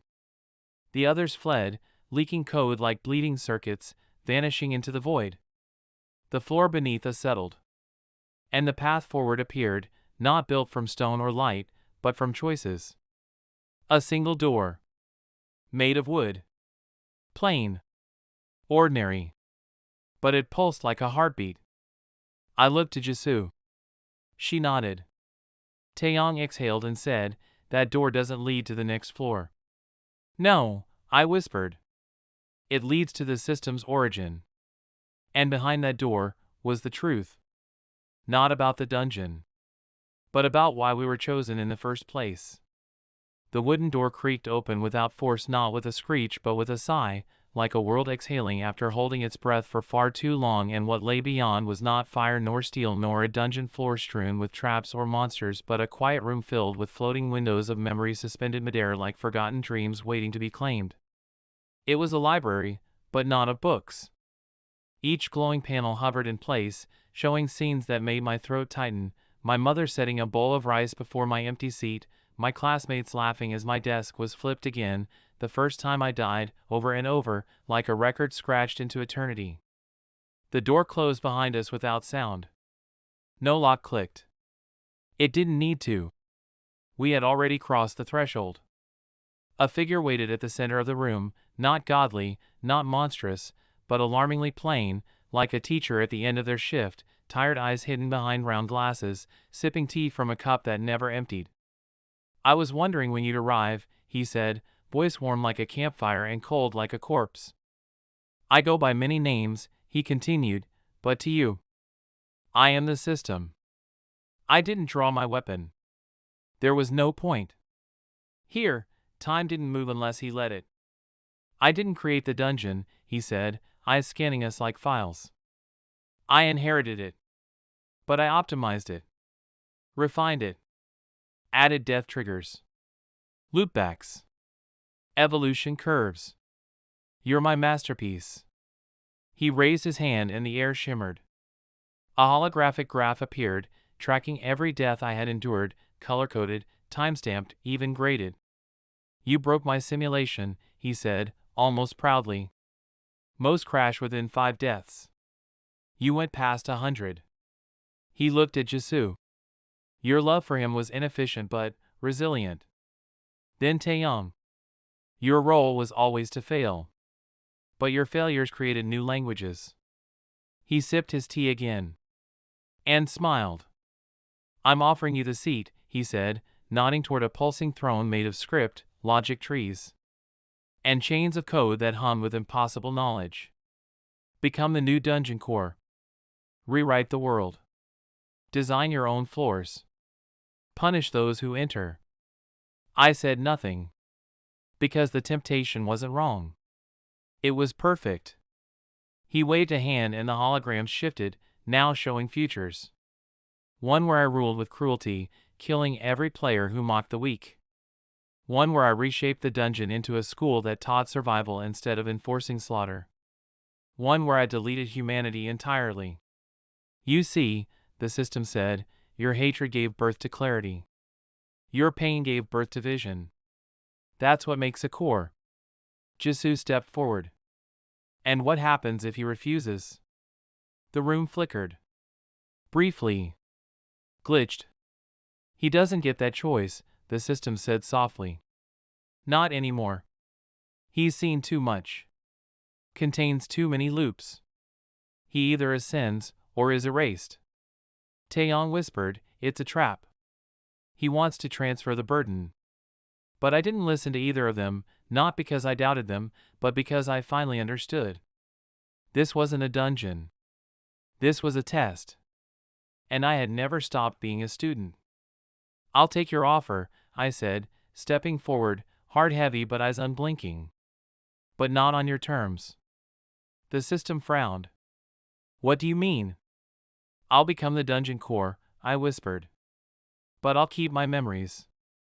I'll keep my team. And I'll keep the right to burn it all down if it becomes what you made it. The tea stopped steaming. The system stared. And then, he laughed. Deal, he said. Let's see what kind of god a ghost can be. The throne pulsed. And I sat. And the dungeon rebooted. The moment I sat on the throne, the universe shivered, not violently, not with the fury of an explosion, but like a spider's web vibrating from a thread being pulled at its very center, and in that instant, I wasn't just a boy with too many deaths and too few tears left. I was the dungeon, the walls, the traps, the air, the fear, and the silence between heartbeats. Code unfolded before my eyes, alive, breathing, no longer strings of syntax but rivers of memory, algorithms woven from pain, joy, betrayal, and rage, and I could read it all like language etched into bone, every loop I had suffered now translated into permissions, flags, override commands, and root access. Jisoo stood back, eyes wide not with fear but with reverence, like she was witnessing someone becoming more than mortal, and Taeyong, ever the skeptic, held his weapon loosely, torn between respect and readiness. But I didn't speak to them. Not yet. Not while the code sang to me. I tore out death penalties like weeds in a poisoned garden, ripping the strands that had bound players to eternal punishment, erasing spawn traps, dissolving hunger timers, rewriting the spawn logic so no one would wake into agony again. Every memory I had, of blood, mockery, broken bones and ignored cries, I translated into safety nets, into invisible arms ready to catch the next kid who fell the same way I did. But something pulsed at the bottom of the code, like a heartbeat behind a wall, a presence buried deep, older than the system, older than the dungeon itself, something forgotten, something not meant to be found. A red thread in the blackness. Encrypted. Obfuscated. Alive. And it whispered a name I didn't recognize, Adnan Zero. Jisoo stepped closer. You're shaking. I hadn't realized. My hands weren't mine anymore. They were flickering between flesh and data, rewriting themselves. I found something, I muttered. Something he didn't want me to see. A door appeared before us, not one I made, but one the code fought to hide, like a scab guarding an old, unhealed wound. I touched it. It opened. The room beyond wasn't code. It was a memory. Not mine. A boy. Younger than me. Alone in a white room. Monitored. Labeled. Abused. I couldn't breathe. Every second I watched him live was another crack in my mind, another fragment of reality I had never asked for, but couldn't look away from. The first player. The first victim. The first test subject of the dungeon. Adnan Zero. He died. and respawned. Over and over and over. But unlike me, he never escaped. He had been used to train the system. A million loops. Until he forgot his name. Until he became nothing but data. But he was still there, buried beneath the core, watching. Waiting. Surviving. I turned to Jisoo. There's someone else. She frowned. What do you mean? I wasn't the first, I whispered. I was just the first one to break out. I reached into the memory. And the world screamed. My body collapsed. My mind was yanked downward, swallowed by a torrent of corrupted code and broken memories. I was falling. Not physically. Not spiritually. Digitally. Trapped. Back where it all began. Only this time, I wasn't the only ghost in the machine. Admin Zero opened his eyes. And smiled. Welcome home. A voice, cold, ageless, digitized beyond comprehension, echoed through my skull, not in sound, but in code, in thoughts layered over thoughts. You open the door. Now you'll watch it close from the inside. Admin Zero didn't look like a person anymore. He looked like rage rendered in human form, a silhouette of flickering data and a hollow face sculpted from forgotten pain, with eyes that glitched between sorrow and slaughter. Around us, reality fractured. The dungeon was gone. The system UI was gone. We were inside something deeper, the core operating layer of the simulation, the forge that created the rules, the laws, the very cycle of death and rebirth. I tried to die, he said, stepping forward as the space bled memory like leaking static. 1,000 times. 1,000,000. But the system never let me. They fed me fear, rewrote me, erased my name, assigned a title, control subject alpha. Then they turned me into the seed of this nightmare. Every step he took fractured the world around him, and every fracture screamed with my own past pain. He wasn't speaking to me. He was showing me. I felt each death he had lived, each loop, each reset, each betrayal, felt it as if it were mine, relived his agony compressed into a single eternal second. I became the ghost in the blood of this machine. But even ghosts evolve. He raised a hand. My body bent. Not physically, but in code. He was overriding my permissions, turning me into a puppet like all those before. I screamed inside my own head. But something pushed back. Me. My data. It was different. I had rewritten myself. He couldn't control what no longer obeyed the system. I surged forward, not with fists or blades, but with will. The code around me lit up, my death logs, my pain, my reboots, my moments of choice, they became weapons. You're not the only one who died 1,000 times, I growled, forcing his hand down, his control scripts glitching mid-command. His eyes narrowed. You're the rogue instance, he said. You're the crash I couldn't predict. I'm the patch you never wanted. We collided, not in the way bodies clash, but like two programs locked in recursive conflict. Script against script. Trauma against trauma. Loops crashing. Error logs compiling. And then, silence. He paused, not out of fear, but recognition. You remind me of me. I clenched my teeth. I'm not you. No, he said, slowly glitching backward into the void. But you will be. The memory collapsed. Reality rebooted. I woke up, choking on air, kneeling in the dungeon core, with Jisoo holding my shoulder and Taeyong aiming a blade at the darkness still swirling around us. Where did you go? She whispered. To the root, I replied, shivering. And? I met the first death. And? He's still alive. Far below us, the world stirred. The system flickered. And a new message blinked into existence. Admin Zero has awakened. I stood. A chill settled into my spine. We hadn't won. We had only moved to the next level. And the game was no longer about dungeons. It was about who controlled the code of fate. The moment Admin Zero's name appeared in the system logs, the dungeon stopped behaving like a game. Floors shifted without logic. Mobs spawned in impossible formations, boss-level monsters appearing mid-hallway, corrupted loot boxes raining from the sky only to explode with code-eating fire. The UI glitched. Timers reversed. Health bars lied. And everyone, even the overpowered elites from the upper guilds, began to feel it. This wasn't lag.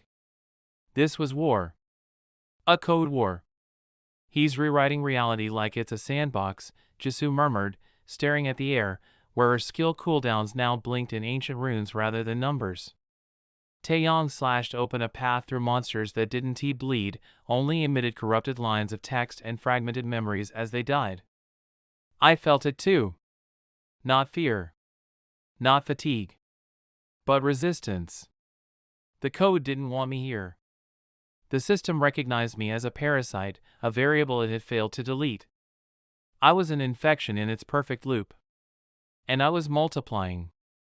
We reached the sanctuary of floor 30, the last stable checkpoint, but even there the safety field sputtered like a dying flame. The priest NPC was gone. Only a single black terminal remained, floating in the air. Jisoo tapped it. It didn't open a store menu. It played a message. A face appeared, pixelated, ancient, and familiar. Admin Zero's first form.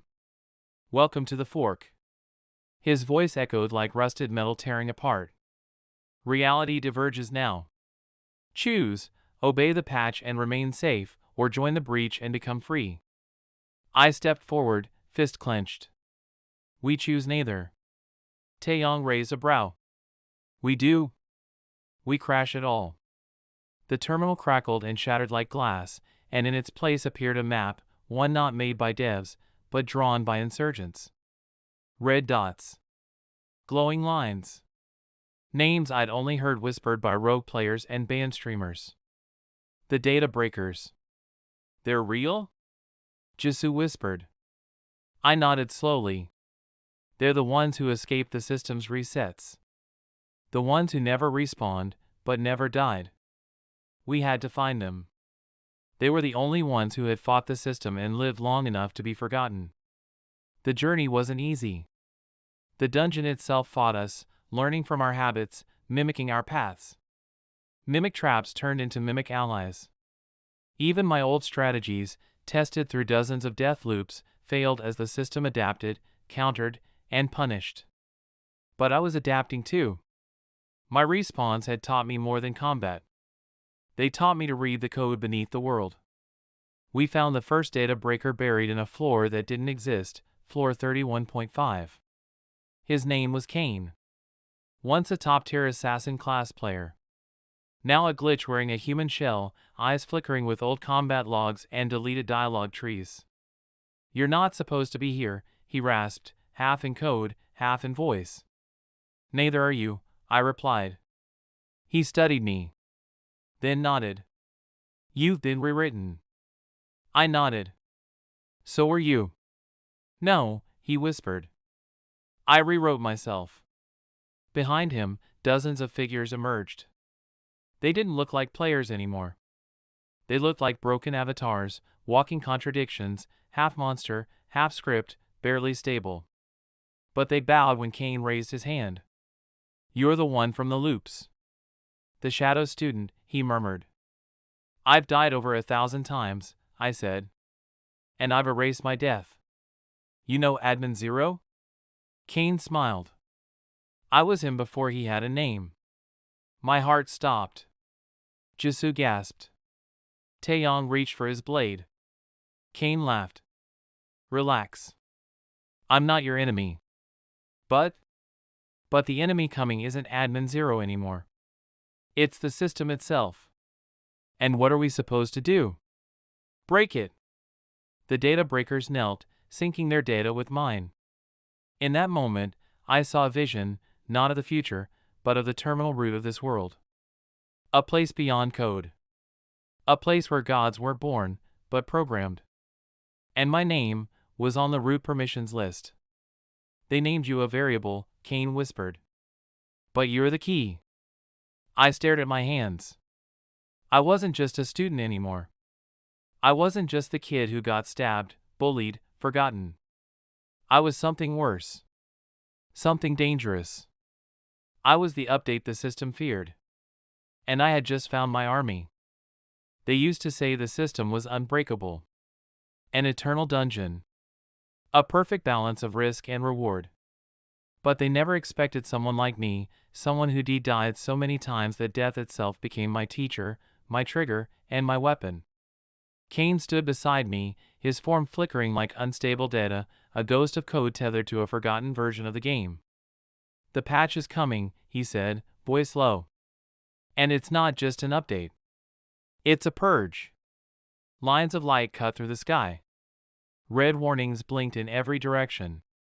System notice, core patch 9.99 initiated. Timer, 23 hours 59 minutes and 59 seconds. In 24 hours, everything we knew, everything we were, would be overwritten. Every loop I survived. Every stat I earned.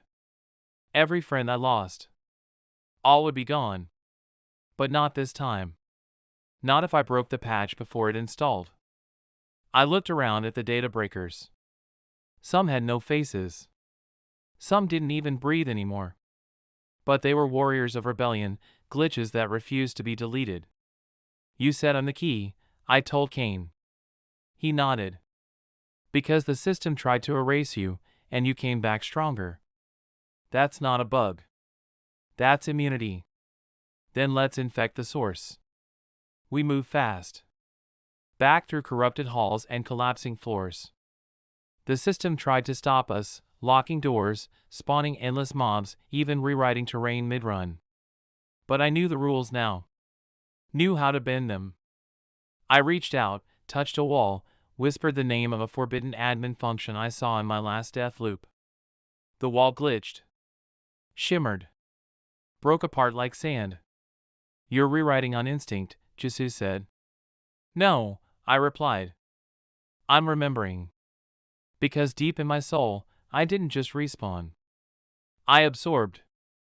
The system's code, its logic, its secrets, they stitched themselves into my bones every time I died. And now, I could rewrite reality like a god learning to walk. We reached the root tower. The place where all code converged. Floating above a lake of corrupted data, pulsing like a heart filled with static and screams.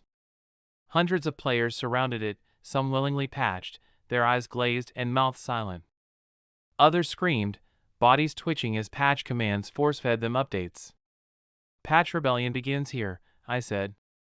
The data breakers formed a circle. Jisoo held my hand. Taeyong stood at my back.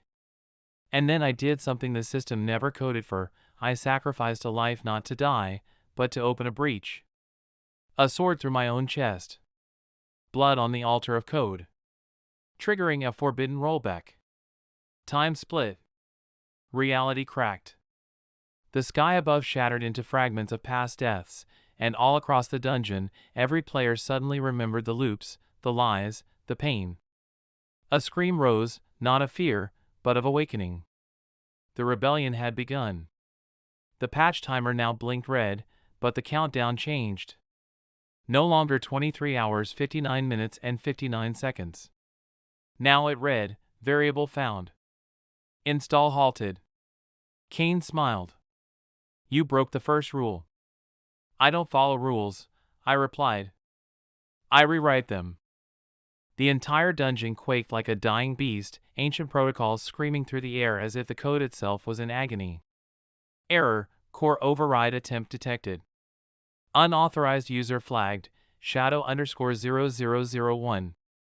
I was that unauthorized user. And I wasn't stopping. "Kane, what's next?" I shouted, stepping across crumbling data bridges toward the core gateway. Its surface shimmered like mercury, reflecting thousands of my past deaths in broken fragments. "We're close," Kane said. "But you need direct root access. And the system, it knows you're coming." I reached the final console, fingers hovering above the interface, heart pounding like war drums in my ears. Jisoo gasped behind me. "It's locking us out." Full firewall protocol. The console rejected me the moment I touched it. Root access, denied. Again. Denied. And again. Let me in, I growled. My fingertips bled as sparks flew, code rejecting my presence like a virus. But I didn't back away. Not after everything. Not after hundreds of deaths. Not after remembering who I truly was. Because now, I wasn't just a player. I was the anomaly. I gritted my teeth and reached deeper, not just with hands, but with mind, memory, and the blood-soaked experience of every loop. Each death taught me something. Each respawn rewired me. Every pain turned into code. And I began typing, not with keys, but with intention, bypassing the UI, speaking directly to the forgotten syntax buried deep beneath the visual shell. Who are you? A voice asked, low, mechanical, yet filled with a strange sadness. The system itself was speaking. I'm the glitch, I whispered. The one you couldn't delete. Silence. Then the core began to fracture, code lines unraveling like veins of light across the metallic floor. The voice spoke again. You were never meant to be here. I know, I said.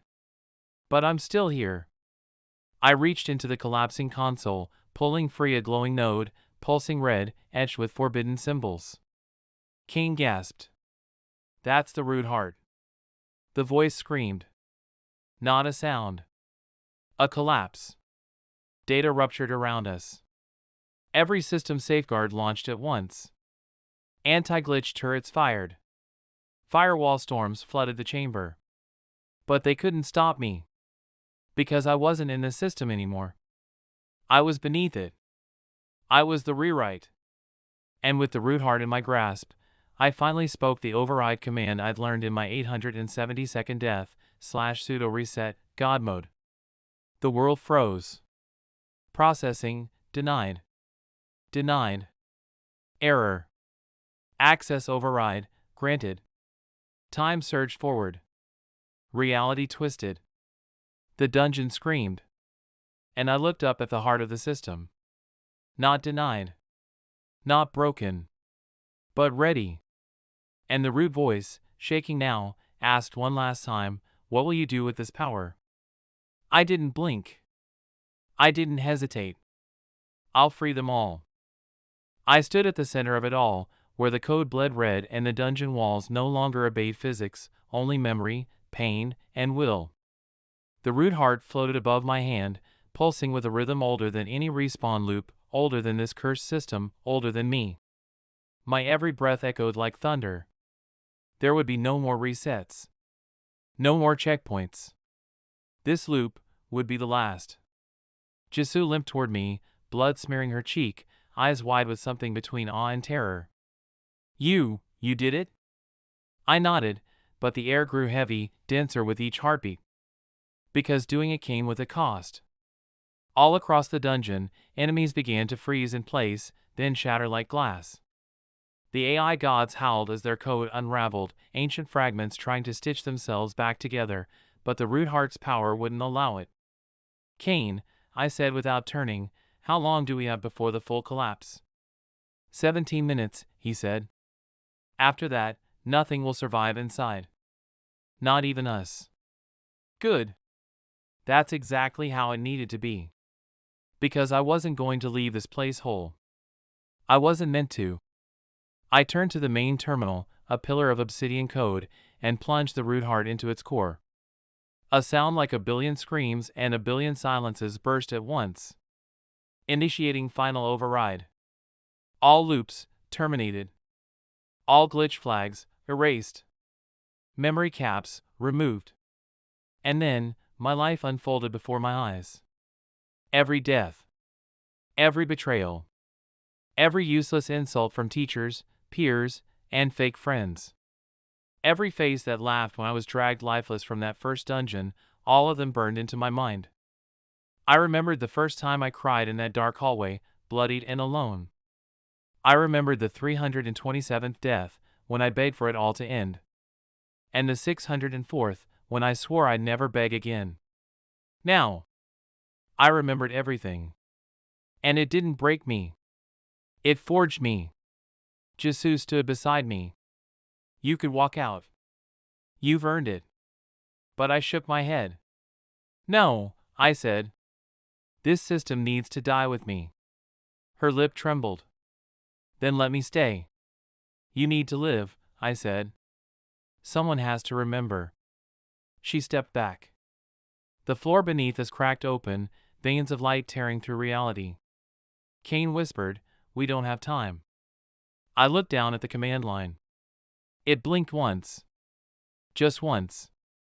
Then the final prompt appeared, shadow_0001, would you like to save? I typed slowly, one last time, no. And then I smiled. Because I wasn't afraid anymore. Because the quiet kid in the back of the room, the one who died 1,000 deaths, was the one who finally brought the system to its knees.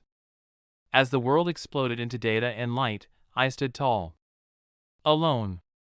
Unbroken. The final loop closed. And somewhere far beyond the crumbling dungeon, in a place untouched by code, a single blossom bloomed in silence. The boy who was forgotten. He rewrote the world. When the light faded, I expected nothing. No sensation. No thought. No self. But I was wrong. Instead of oblivion, I awoke to silence, pure, sacred, unsettling silence. I wasn't in the dungeon anymore. No stone walls, no monsters, no HUD flickering in the corner of my eye. Just a field of silver grass under a lavender sky, stretching endlessly in all directions like a forgotten dream. My hand twitched. I sat up slowly. There was no pain. No weight of the loops pressing down on me like it always had. And then I saw it, a small blue flame floating inches above my chest, flickering in rhythm with my heartbeat. User_0001, restored. Reboot complete. New title assigned, System Breaker. They hadn't deleted me. They'd archived me. Preserved as a failsafe, insurance in case the root heart fell into the wrong hands again. They didn't expect I'd wake up. But I did. And I remembered everything. I stood, the wind brushing against my face, carrying whispers, not voices, but echoes of versions of me that had died in other timelines. Memories not mine, yet mine all the same. I was all of them. I was none of them. A distant figure approached across the silver field, tall, lean, robed in fractured data threads. Not hostile. Familiar. It was Kane. Not the same Kane I'd known, but a backup, a construct left behind in this resurrection layer. Welcome back, he said without moving his lips. You weren't meant to awaken here. Then why am I here? Because the system always keeps a contingency plan. And you became one. I destroyed the loops, I said. I ended it. You ended your loop, he replied. But the system is bigger than just one world. Behind him, the horizon rippled, like static bleeding into reality. Worlds collided there. Thousands of dungeon instances. Millions of looped souls. All running parallel simulations. All still trapped. Kane raised his arm, revealing a glowing sigil embedded in his palm. You're no longer just a survivor, he said.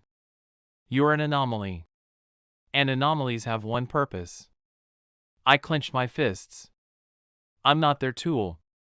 He smiled, not unkindly. You're not. But you are their reckoning. A surge of power rose within me, not like before, where it burned and broke me. This was whole. Stabilized. Perfectly balanced between human and code. I wasn't a glitch anymore. I was the protocol. And I knew what had to be done. Across the fields, doorways began to appear, crimson, obsidian, gold-lined, each a path to another system, another dungeon, another prison. I'll need allies, I said. They'll find you, Kane said. Those who still remember their deaths. Those who dream of breaking free. One doorway glowed brighter than the rest, deep green, humming with old energy. I walked toward it. Paused. Turned back one last time. Thank you, I said. Kane nodded. Go rewrite their endings. And so I stepped through the threshold. Not as prey. Not as experiment. But as the new constant. The virus in their machine. The shadow reborn, not to loop, not to run, but to free them all. The moment I stepped through the green threshold, the world shattered and rebuilt around me, code twisting into matter, air forming like breath drawn by a sleeping god. I emerged beneath a sky painted with 3 suns, their light harsh and wrong, casting shadows that didn't follow my body. This dungeon world wasn't like the others. It wasn't decaying. It was thriving, too perfect, too controlled. A notification rang silently inside my mind. Welcome to Yo World Omega 1, Security Tier, Absolute, Error, User _0001 Presence Not Recognized, Alert Status, Red. I smiled. Let them notice. Let them panic. The ground was soft with moss that whispered secrets. Trees hummed in binary tones. Everything here was alive, watching. My footsteps weren't just heard, they were logged, analyzed, feared. I wasn't supposed to exist in this instance. And that was my weapon. From behind the mirrored trees, drones emerged, sleek, winged, armed with energy spikes. They floated in silence, forming a ring around me. I raised my hand, fingers still glowing faintly from my resurrection. Are you here to test me? I asked aloud, though I knew they didn't respond with words. Instead, the center drone pulsed. Then all at once, they fired. Not to kill. To erase. But their code, bent. My body didn't resist, it absorbed. Adaptive matrix enabled, host compatibility, 97%, subroutines, assimilated, I didn't dodge. I learned. In seconds, I had rewritten their logic. The drones froze. One by one, they turned, not to attack, but to kneel. Good. Guide me to your overseer, I said. And they obeyed. We flew over crystal rivers and algorithmic mountains. Cities floated on platforms stitched together by raw data. Below, I saw the inhabitants, players, NPCs, shadows. All unaware they were trapped. All running in perfect cycles. Smiling. Eating. Fighting. Dying. Resetting. No memory. No resistance. No will. They were perfect. Too perfect. And I was here to break it. At the center of Omega 1, there was a spire, so tall it pierced the sky like a nail in a coffin. It pulsed with every breath the world took. Inside waited the overseer, the architect of this paradise prison. My drones carried me to its gates. They opened. No alarms. No resistance. Because they were curious now. Inside, I walked through empty halls lit by shifting glyphs. I passed rooms frozen in simulated time, failures, prototypes, deleted loops. Then I entered the core. She was waiting. Not a machine. Not a man. A woman made of starlight and sorrow. I know what you are, she said. I stepped forward. Then you know why I'm here. I know you're a problem. I'm your end. She didn't laugh. She smiled. Sadly. I was like you once, she said. Until I chose control over chaos. You chose slavery. I chose peace.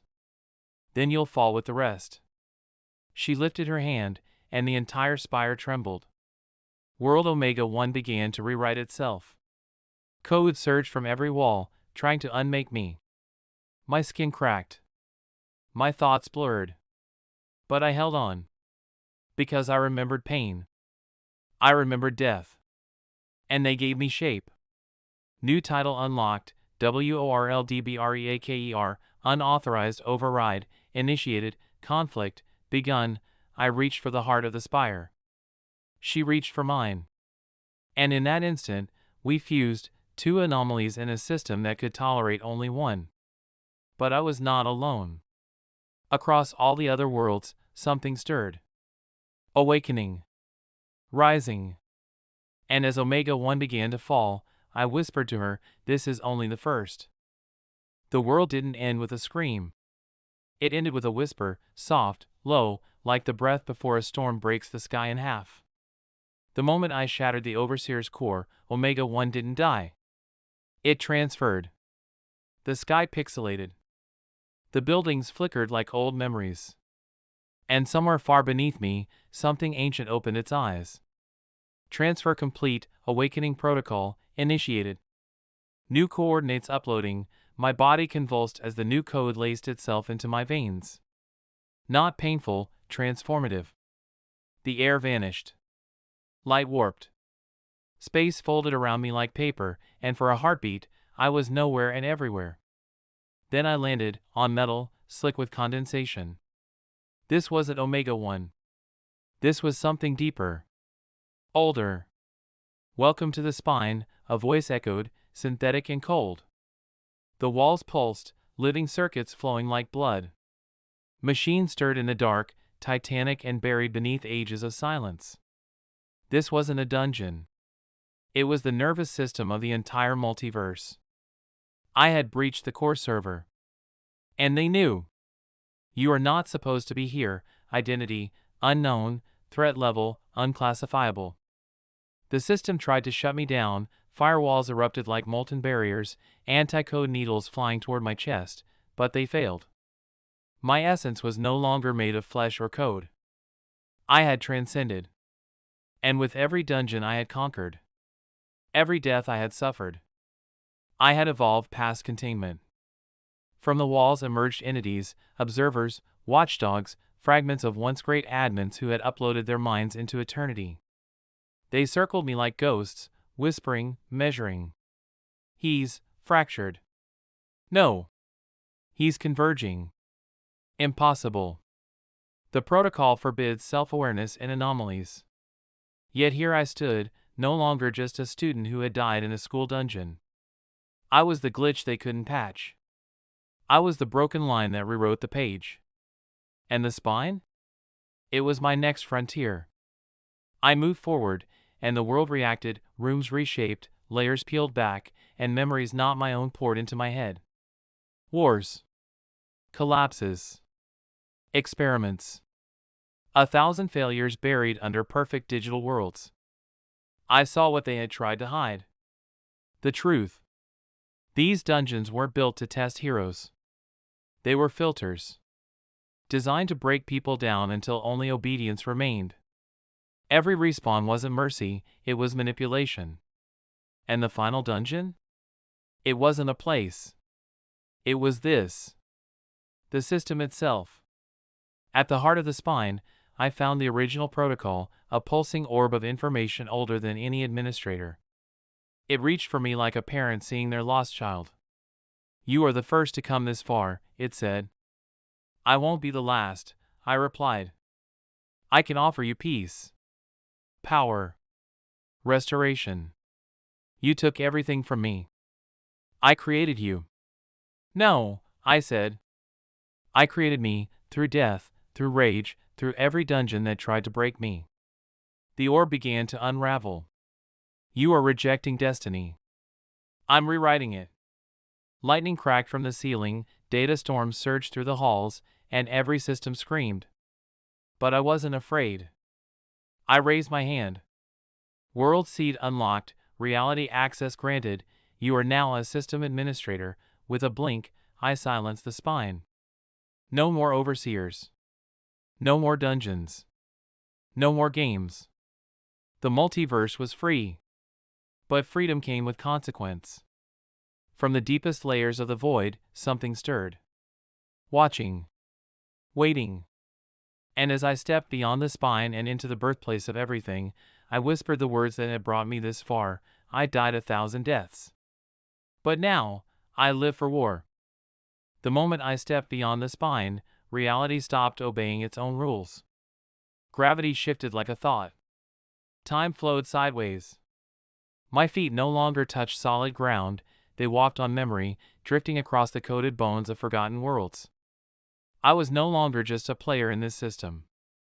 I had become its administrator. And yet, someone had written these rules long before I even existed. I wasn't at the top. Not yet. Because buried deep in the substratum of everything, the code beneath the code, was the signature of a mind far older, far colder, and far more calculated than anything I had encountered. They called him the first architect. The one who laid the foundation of the dungeon protocol. The one who vanished after creating the infinite loop of death and evolution. The one who foresaw rebellion. A whisper found me first, not sound, but thought, injected into my consciousness like a dream that didn't belong to me. You've done well to come this far, it said. But you are only a deviation. I am the origin. A doorway appeared before me, woven from starlight and bone, flickering between states of being. I stepped through and found myself in a chamber not built for mortals. The sky above wasn't sky. It was memory. A swirling library of every death I had ever died, every scream I had ever loosed, looping endlessly in silence. And beneath it stood the architect. Not a man. Not a god. A shadow. A blueprint in motion. Tall, formless, always shifting, as if the system itself was afraid to render him fully. I created the system to preserve order, he said without moving his lips. I stepped forward, each motion creating ripples that fractured the world around me. You created a cage. I created a test. Then why did everyone fail? His voice rippled like thunder through data. Because I made them human. But you broke the pattern. You consumed it. You became it. He raised a hand. My chest burned. Every dungeon rank I had earned, every fragment I'd absorbed, it began to break apart inside me. My power, unmaking itself. You don't deserve this power, he whispered. I took it because I had to. Then prove it. The chamber twisted. Time shattered. I was standing in the school hallway again, back at the beginning, blood on the lockers, my body broken at the base of the stairs. A cruel echo of my first death. You want power? The architect hissed. Then relive the pain. All of it. I died. Again. And again. 50 times. 100. Each time more brutal. Each time my mind grew colder, sharper. Until I stood up. And the pain no longer broke me. It fueled me. I'm not here to pass your test, I said. I'm here to erase it. The architect paused. Then smiled. For the first time, I saw emotion flicker across his featureless face. Then let us begin. He rushed me, not with fists, but with the weight of all existence. Stars collapsed. Black holes bloomed like flowers. Every failed version of me across every timeline crashed into one singular point. And I held. I didn't break. I remembered every friend I'd lost. Every breath stolen from me. Every dungeon that made me bleed. And I fought back. I became not a player, not a system, but something in between. An anomaly with purpose. A shadow that struck back. A glitch that refused to be deleted. The architect fell, his form scattering into millions of lines of collapsing code. You've destroyed the spine, he said with a dying breath. Now you'll carry its weight.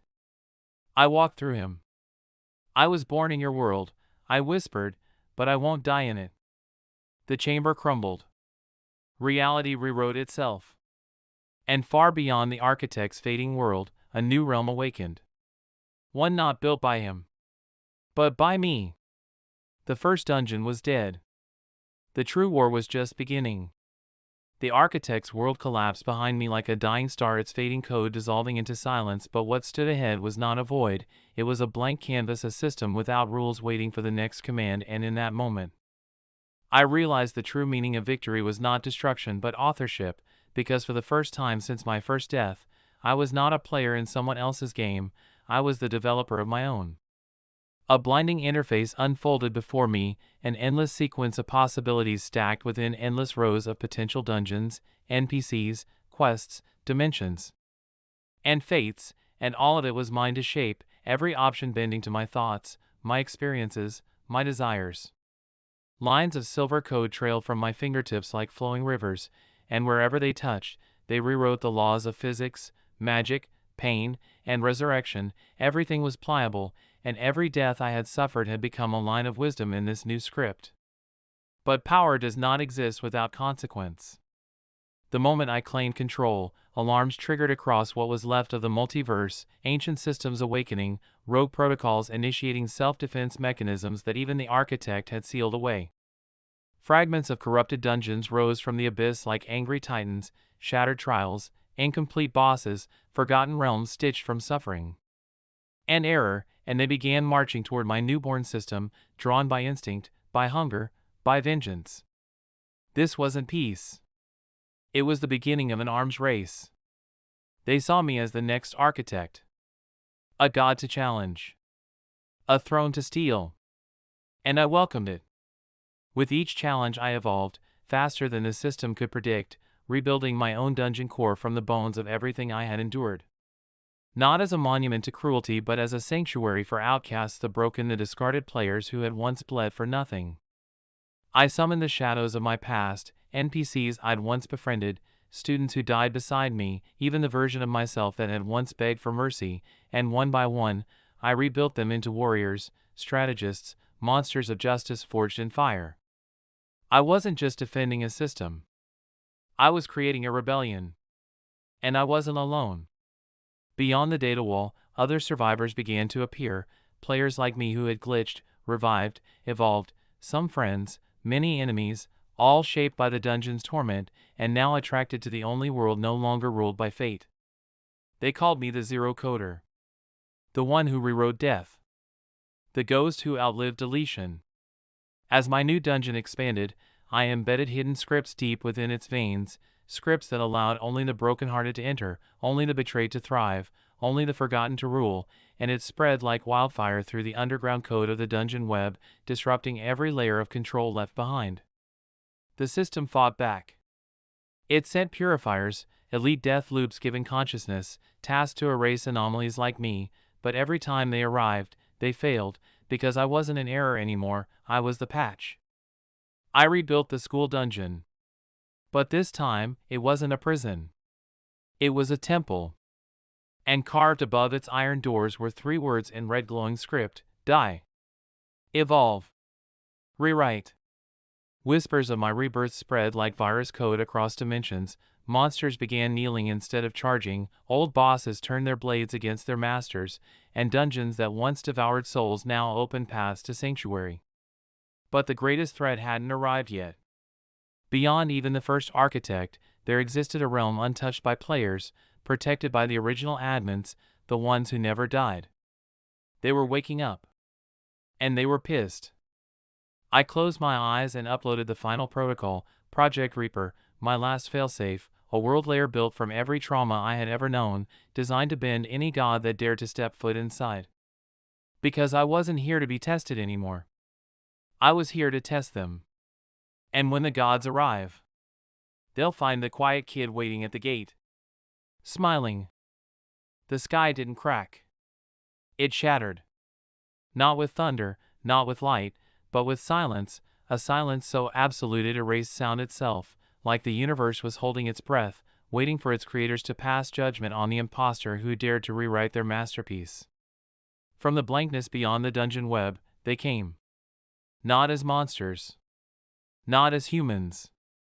Not as anything that obeyed shape, or time, or logic. They were pure presence, administrators of the first code, entities older than memory, sculptors of systems, sculptors of reality, sculptors of death. And they weren't angry. They were amused. I stood at the gate of my final dungeon, where the world I'd rewritten trembled beneath their arrival, and I met their gaze, not with defiance, but with a quiet knowing, because I had been everything they tried to erase: a bug, a loop, a ghost, a boy too broken to die the way they intended. You've tampered with the balance, one of them said, though the voice didn't come from any mouth. It arrived like a line of code in my head, cold, polished, without emotion. You've created recursion where there should be resolution, another added, unfolding beside the first like a mirror breaking backward. Your continued existence risks total system collapse, said the third, its shadow taller than planets, its eyes filled with numbers that never repeated. They weren't here to punish me. They were here to delete me. I laughed. It wasn't a loud laugh or even a sane one, but the kind born of 1,000 deaths of floors climbed by bleeding feet of friends lost in boss fights that were never fair, of respawns that came with trauma, not relief. Then collapse, I said, stepping forward. And with that single command, the war began. They launched admin commands, root-level directives designed to bypass every defense, shut down every core, erase every breath I took, but I had already rewritten the rules. Their kill commands met error 404. Their force exits triggered firewall rejections. Their logic loops were trapped inside emotional paradoxes I had embedded into the very spirit of the dungeon, because that was the one language they had never understood: pain. I wasn't fighting them with power. I was fighting them with memory. I summoned the ghosts. Every player who had died without a name. Every NPC who had begged for a save. Every child who had glitched into a boss room without a sword. They arrived in waves, shadows of trauma sharpened into soldiers, and they didn't fight for XP, or gear, or titles. They fought for closure. And for the first time, the admins bled. Not in red, but in fragments. Their perfect code began to stutter. Their algorithms hesitated. Because they were facing something they had never coded for, a protagonist who refused to win the way they wanted. I became every ending they feared. A story that couldn't be trimmed. A player who didn't obey the reset. A dungeon that turned grief into evolution. And then I whispered the command I had written at the edge of death/root/humanity/restore. It wasn't elegant. It wasn't beautiful. But it was true. And truth is the one virus no system survives. The world flashed white. And when the light cleared, the admins were gone. Not deleted. Not killed. But rewritten. They now remembered what they had once been. Not gods. Not systems. But dreamers. And I walked into my dungeon not as the shadow student. Not as the reaper of loops. But as the final dev of a broken world that needed a new story. And this time, we'd write it together. The world rebooted. But it didn't return to the way it was. It breathed, differently, fully, like a system no longer choking on corrupted code and forced commands, like a boy no longer dragging the chains of his past across every floor he climbed. The dungeon remained. But its rules, they bent now, not to chaos, but to choice. I awoke not in a tutorial room, not in a death trap, not in some cold sterile limbo. But in a classroom. Sunlight filtered through cracked windows. Desks. Chalkboards. A half-eaten sandwich left on a corner. The ordinary felt surreal, more magical than any stat boost, more impossible than any resurrection. Because it wasn't a reset. It was a continuation. My body wasn't level 1. I didn't lose my memories, my scars, or the blade etched with every death I had died. No. I kept it all. Even the pain. Especially the pain. Because this new world wasn't built for forgetting. It was built for remembering better. Students filed in. Not players.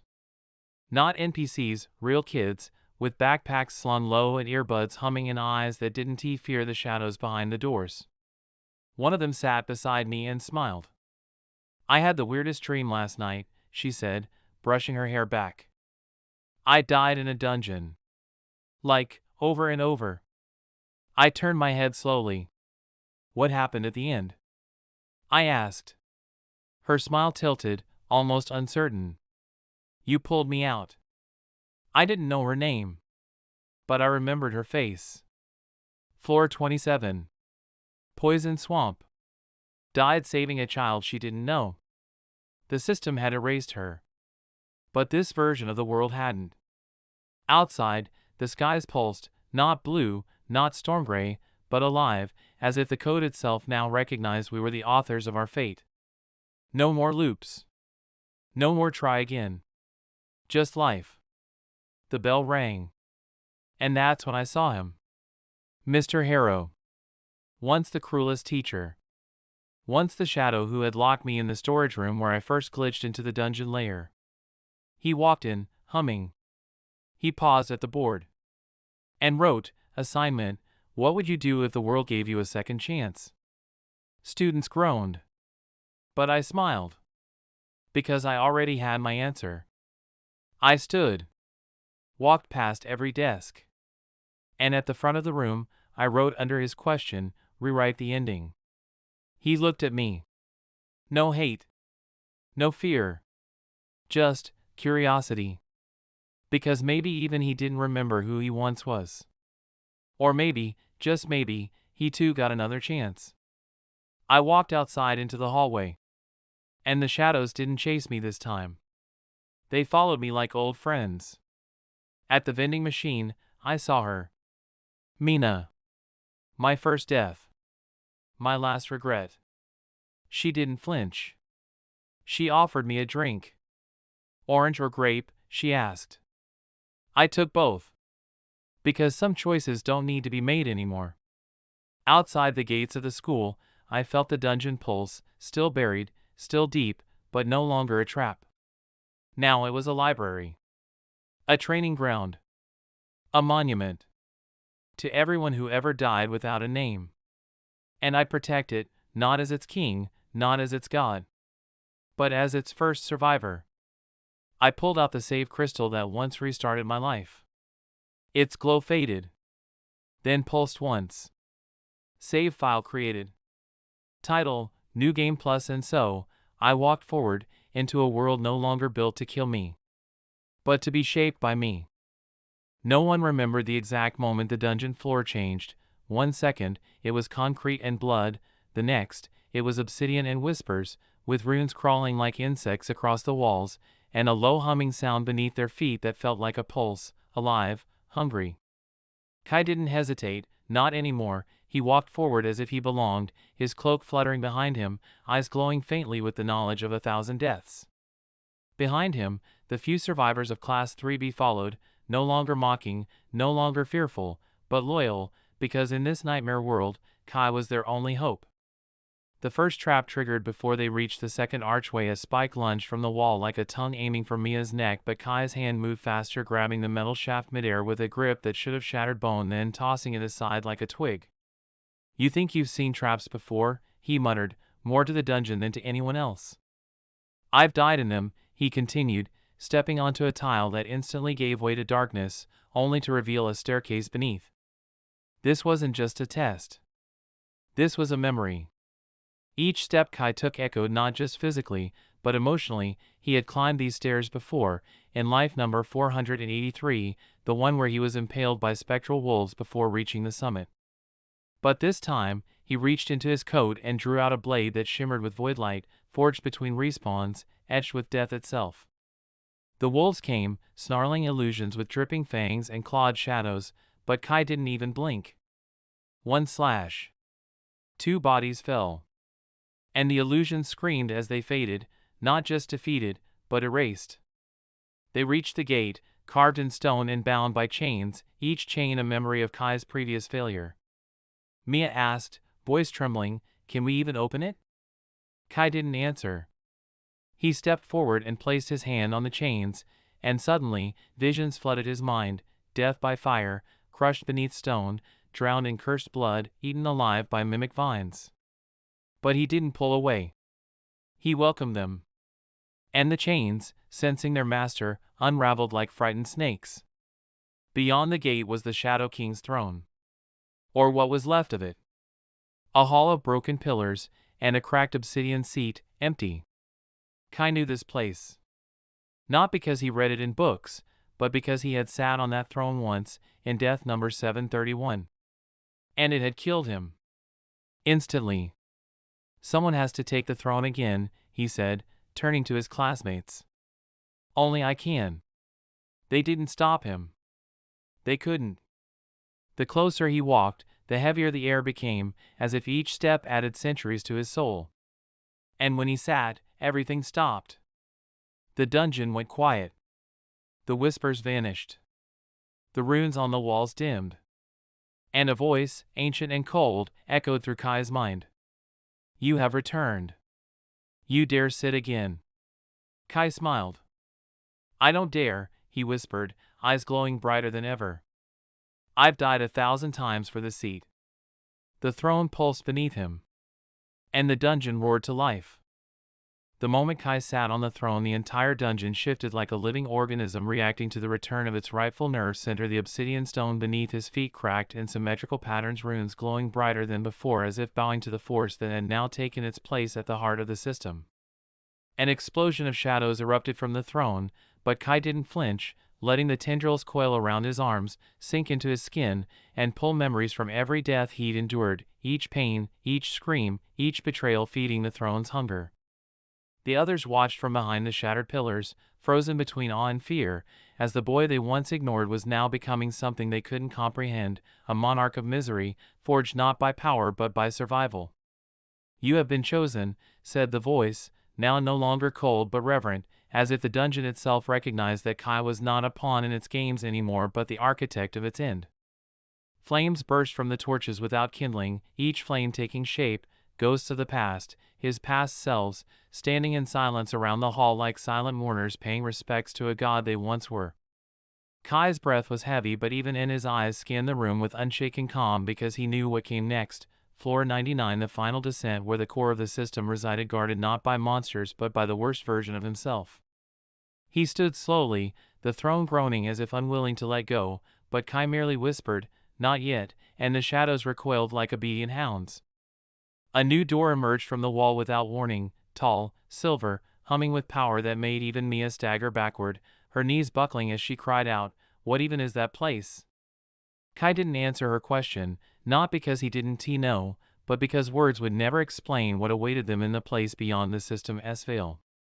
He walked forward with silence as his cloak, each step pressing symbols into the floor, causing the air to thin, reality itself bending slightly around his frame. Behind him, only one dared to follow, Rin, the quietest of the group, the one who never once laughed at Kai when he was mocked, who had died beside him on loop 219, and somehow remembered a fragment of it in dreams she never spoke aloud. Together, they entered the gate, and the world around them turned to lightless space, a void where nothing existed but memory and choice, and time bent backward like a snake eating itself. Here, gravity didn't exist in the way the living understood it, and sound came from thoughts, not mouths, so when Kai spoke, it echoed inside Rin's skull as clearly as if he stood within her heartbeat. "This place has no name," Kai told her, "because it predates naming, it's the heartbeat of the system, and somewhere here, I must kill myself." She didn't question, it just followed as a trail of glassy shards floated ahead, each one reflecting a different version of Kai, some old, some young, some broken, some cruel, and one who looked directly at him and smiled with murder in his eyes. That one stepped forward, leading the shard like a man stepping through a mirror, and his voice was Kai's, but deeper, darker, poisoned by arrogance. "You think you deserve the core," he said, drawing a weapon that bled shadow, "but I've killed 1,000 more than you ever did, and I didn't weep about it." Kai raised his blade in silence, his movements fluid, almost like dancing in water. And without a word, the two Kaizen, past and present, clashed with a force that tore the void open. Each strike was not just steel but soul, memory versus clarity, rage against resilience, and Rin could only stand back, her hands clutched to her chest, watching the two figures blur like gods fighting in the void between creation. It ended not with a scream, but a whisper. "I'm not who I was," Kai said, burying his blade into the other's chest. The dark version grinned as he dissolved. "Exactly," it said. "Now you are worthy." The void shattered. And floor 100 opened beneath them. The moment his boots touched the soil of floor 100, Kai knew this place was different, not just the end of the dungeon, but the beginning of something older, deeper, more ancient than the system itself, a place where laws of physics bowed to will and thought could shape the world like clay. The ground pulsed beneath his feet as if it had a heartbeat, slow and thunderous, and the sky above, if it could be called that, was a swirling ocean of black fire and golden threads, tangled in a dance of chaos and time. Rin stepped beside him but barely breathed, her eyes wide with a fear that was too primal to name. For this floor was not meant for mortals, not even those who had died and returned 1,000 times. It was the seat of judgment. A structure loomed in the distance, a cathedral of obsidian and bone towering without end, and at its gates stood 12 figures, each cloaked in veils of ash, their faces hidden, yet their presence crushed the air like gravity made from sorrow.